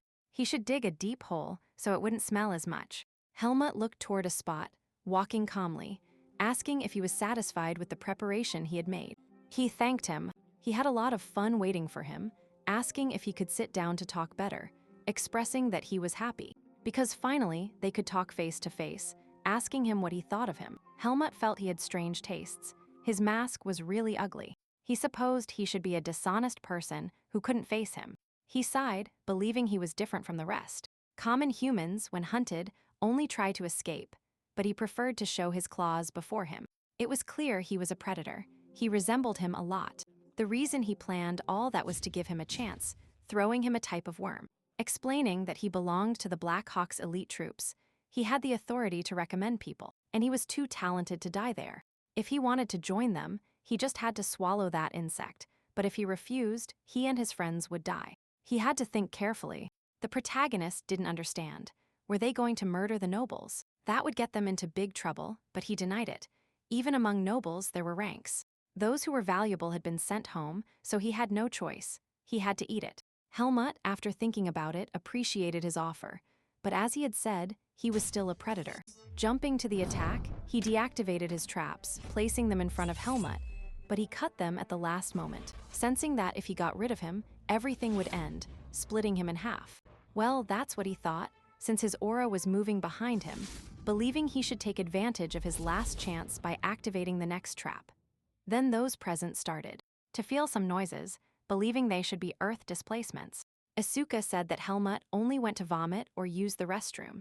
Then they complained to Asuka, telling her she had tied the horses well, since they weren't. When they arrived at the place, the ropes had indeed been cut, and they felt footsteps behind them, filling up with fear because a shadow was approaching. But it was only Helmut, and they told him about the horses. He only worried if they were okay. Seeing that question, he believed something must be happening then. After much thought, Helmut nodded. They needed to have a meeting. Once gathered, everyone froze. Asking why there was an assassin in the forest, Helmut told them about the Black Hawk. The Red had panicked, but they calmed him down. Nothing had happened to them yet. Helmut also clarified that Sabet had nothing to do with it. Before entering the academy, he had killed several people from the Black Hawk. He supposes they were seeking revenge. Hearing those strong words, the others were amazed at how strong Helmut was. But as they already knew, he didn't want them to get involved. He planned to take responsibility. They understood, but they had to call the professors with the security orb, and when Asuka checked it, she no longer had it. Seeing their screams, Helmut calmed them, expressing that he would leave as soon as the sun came out. Without horses, they could reach the professors in 12 hours. If he hunted it, they would be safe. So from now on, he would stand guard at night. And so the hours passed, and seeing them, he asked why they were awake. They understood that he should be tired, so he should sleep. Seeing his doubts, they clarified that they were also swordsmen. Then Helmut sensed something, and he asked them to be quiet. Everyone gripped their swords, but looking closely, it was one of their horses. However, Helmut shouted at them to leave the forest right now. However, a presence was already above them, grabbing Dino and throwing a type of smoke bomb. The others asked what was happening. James only shouted because his friend had been kidnapped. Helmut began to clear his mind, telling him he should calm down, and then James explained what had happened to his companion. Filled with doubts about what to do, the only thing left was to go look for him, but Helmut believed not yet. If they went together, they would fall into his trap. If they tried to rescue him, they would be very defenseless. He didn't understand the protagonist's words, believing all that was his fault. Besides, if they abandoned Dino, he would never forgive him upon hearing that Helmut still thought about not going to look for him. He tried to hit him, but the others calmed him down. Then they thought they knew they were in a moment of chaos, apologizing for James' behavior. However, it was true that they couldn't abandon Dino. Therefore, they should talk better when James calmed down. And so that night, he apologized. He was so scared that he started talking nonsense. Helmut sat down, asking them if they were willing to save Dino, even if they fought. He couldn't guarantee everyone's life, but as they had said, they couldn't leave Dino behind. James said that he and Dino had known each other since childhood. There was no way he could leave him behind. The other nodded. He was their comrade. They couldn't leave him behind. Asuka also nodded. He didn't know them, but it was cowardly to flee and leave a comrade. Helmut sighed, so there was no time to waste. They had to devise some strategy. And who sensed something, managing to repel it? It was an arrow containing a message. Upon seeing what it contained, everyone was surprised. It was a human finger. While the others panicked, Helmut analyzed that it was cut while the blood was flowing. That meant Dino was still alive, and with the help of magic, they could recover his finger. And there was something else in the bag. The message said that if they wanted to save their friend, he had to go alone to that place before dawn. The protagonist sensed that if he ran at full speed, he would reach that place in 15 minutes. He had no problem going alone. However, it was most likely that they would try to murder them. In his estimation, They only had to wait 30 minutes, right? The three of them could do it. Their training wasn't in vain. Besides, he had come up with an idea afterward. So Helmut arrived at full speed, finding Dino on the ground, and as expected, there was no one else there. He had to return with Dino as soon as possible, asking him if he was conscious. However, when he looked at him, he had a completely different appearance, and he started to transform. Helmut immediately understood that this was demonic energy. It is supposed to drive any person insane.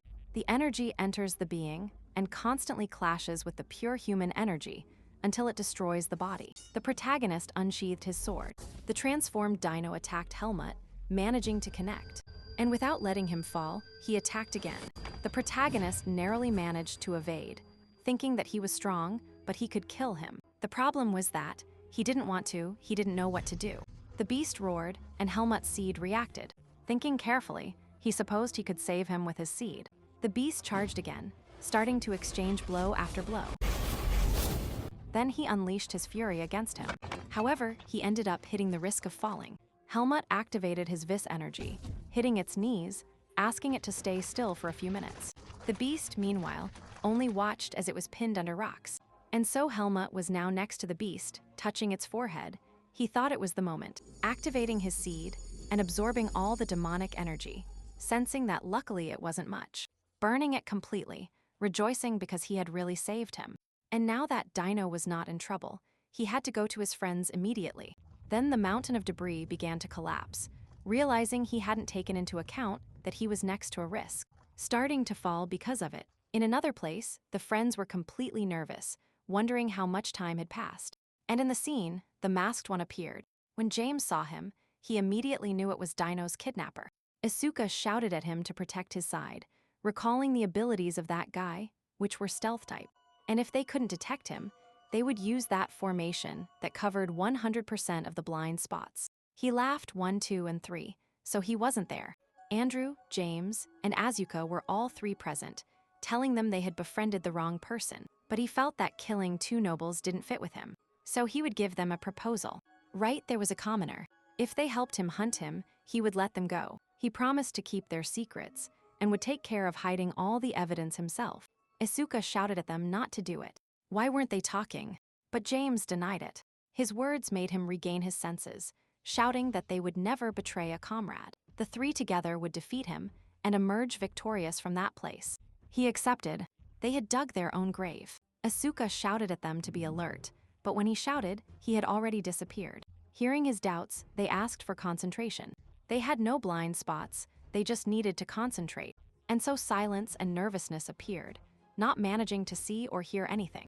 They supposed that Cursed One was playing with them, and just then an attack appeared in front of him, managing to stop it at the last moment. The clown laughed, so James was the weakest of the three. He was going to get rid of the first one. Sandro asked him to be careful, he was going for him. However, it was a trap. Attacking Andro, this one also managed to stop it at the last moment. Asuka cursed, they were being completely fooled. The clown thought their abilities were worse than he expected. They were no match for him, so he would speed things up, starting to slash and move at an impressive speed. The group couldn't see any of his movements. And so an hour of incessant attack had passed. Believing they looked very good, they had held out longer than expected, but they were about to die. Asuka understood the situation. His friends were exhausted.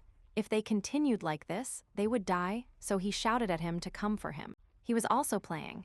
Now he could show him his true strength, but if he was with those two, he wouldn't be able to show his true potential. The clown understood, so he wanted him to set those two free. It was a touching request. But why would he accept such a request, since it was obvious he didn't have the ability to face him? Asuka just shouted that he was a coward. He had to accept, and he would show him what he was made of. Besides, if he couldn't even beat him, he could never beat Helmut. This one understood. Getting down from the tree, his provocation made no sense, but he liked his courage, so he accepted. Asuka shouted at him to stay away. Seeing his complaint, Andro nodded.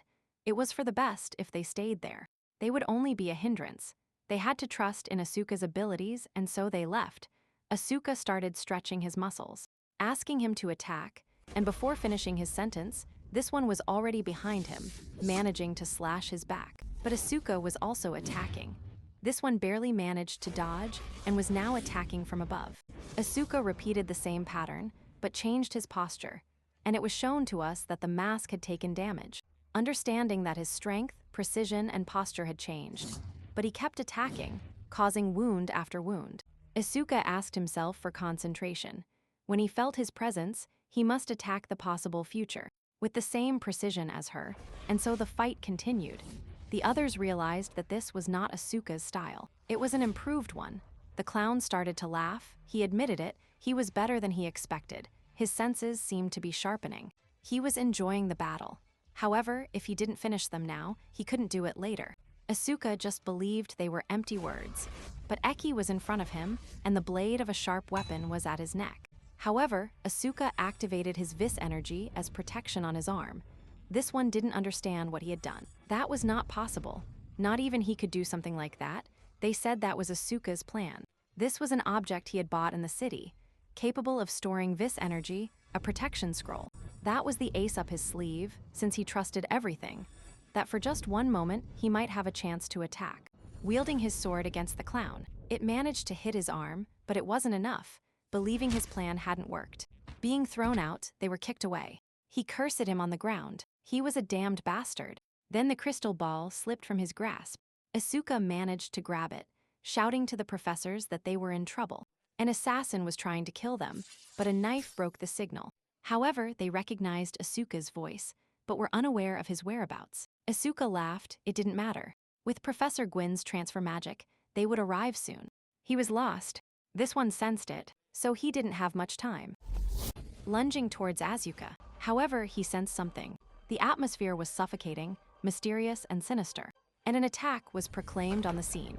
Helmut appeared. He couldn't believe it. The operation had been a failure. He had to leave. The others asked if he had heard, and they saw Dino. He had kept his word. Asuka shouted at him that he had said he would take 30 minutes, but he had taken an eternity. He apologized, but something unexpected had happened. But even so, they had held out until the end. He was proud. However, he still had something to do. He had to finish this. The assassin couldn't believe what happened. He had even stopped the transformation, but at least he had filled the forest with traps. He couldn't follow him anymore. It was humiliating to run from a child, but he would soon return with more people. However, something approached, hitting him squarely, barely managing to cover himself. While in the distance, an imposing shadow was seen. He fell, and they congratulated him. He was the first person from the Black Hawk to survive an attack like that. He couldn't understand how he had gotten there avoiding the traps. Helmut didn't understand. Had he fallen into any of them during all that time? He couldn't believe it, realizing he had completely destroyed them all, and so he dodged another vis energy arrow. Suppose 5 people were killed by those arrows. But he was different. The protagonist disappeared, knowing that hiding was entertaining for him. But at that moment, he didn't feel like playing. Then the clown thought he had pursued him there. But he had made a mistake. The dark forest was his natural habitat, positioning himself behind him. But Helmut was already waiting for him, attacking with everything. He didn't understand how he had noticed him. Sensing that he should just rely on luck, from now on he would use all his power, starting to jump from side to side. The darkness, the fog, the leaves obscured any view. Nobody could detect him.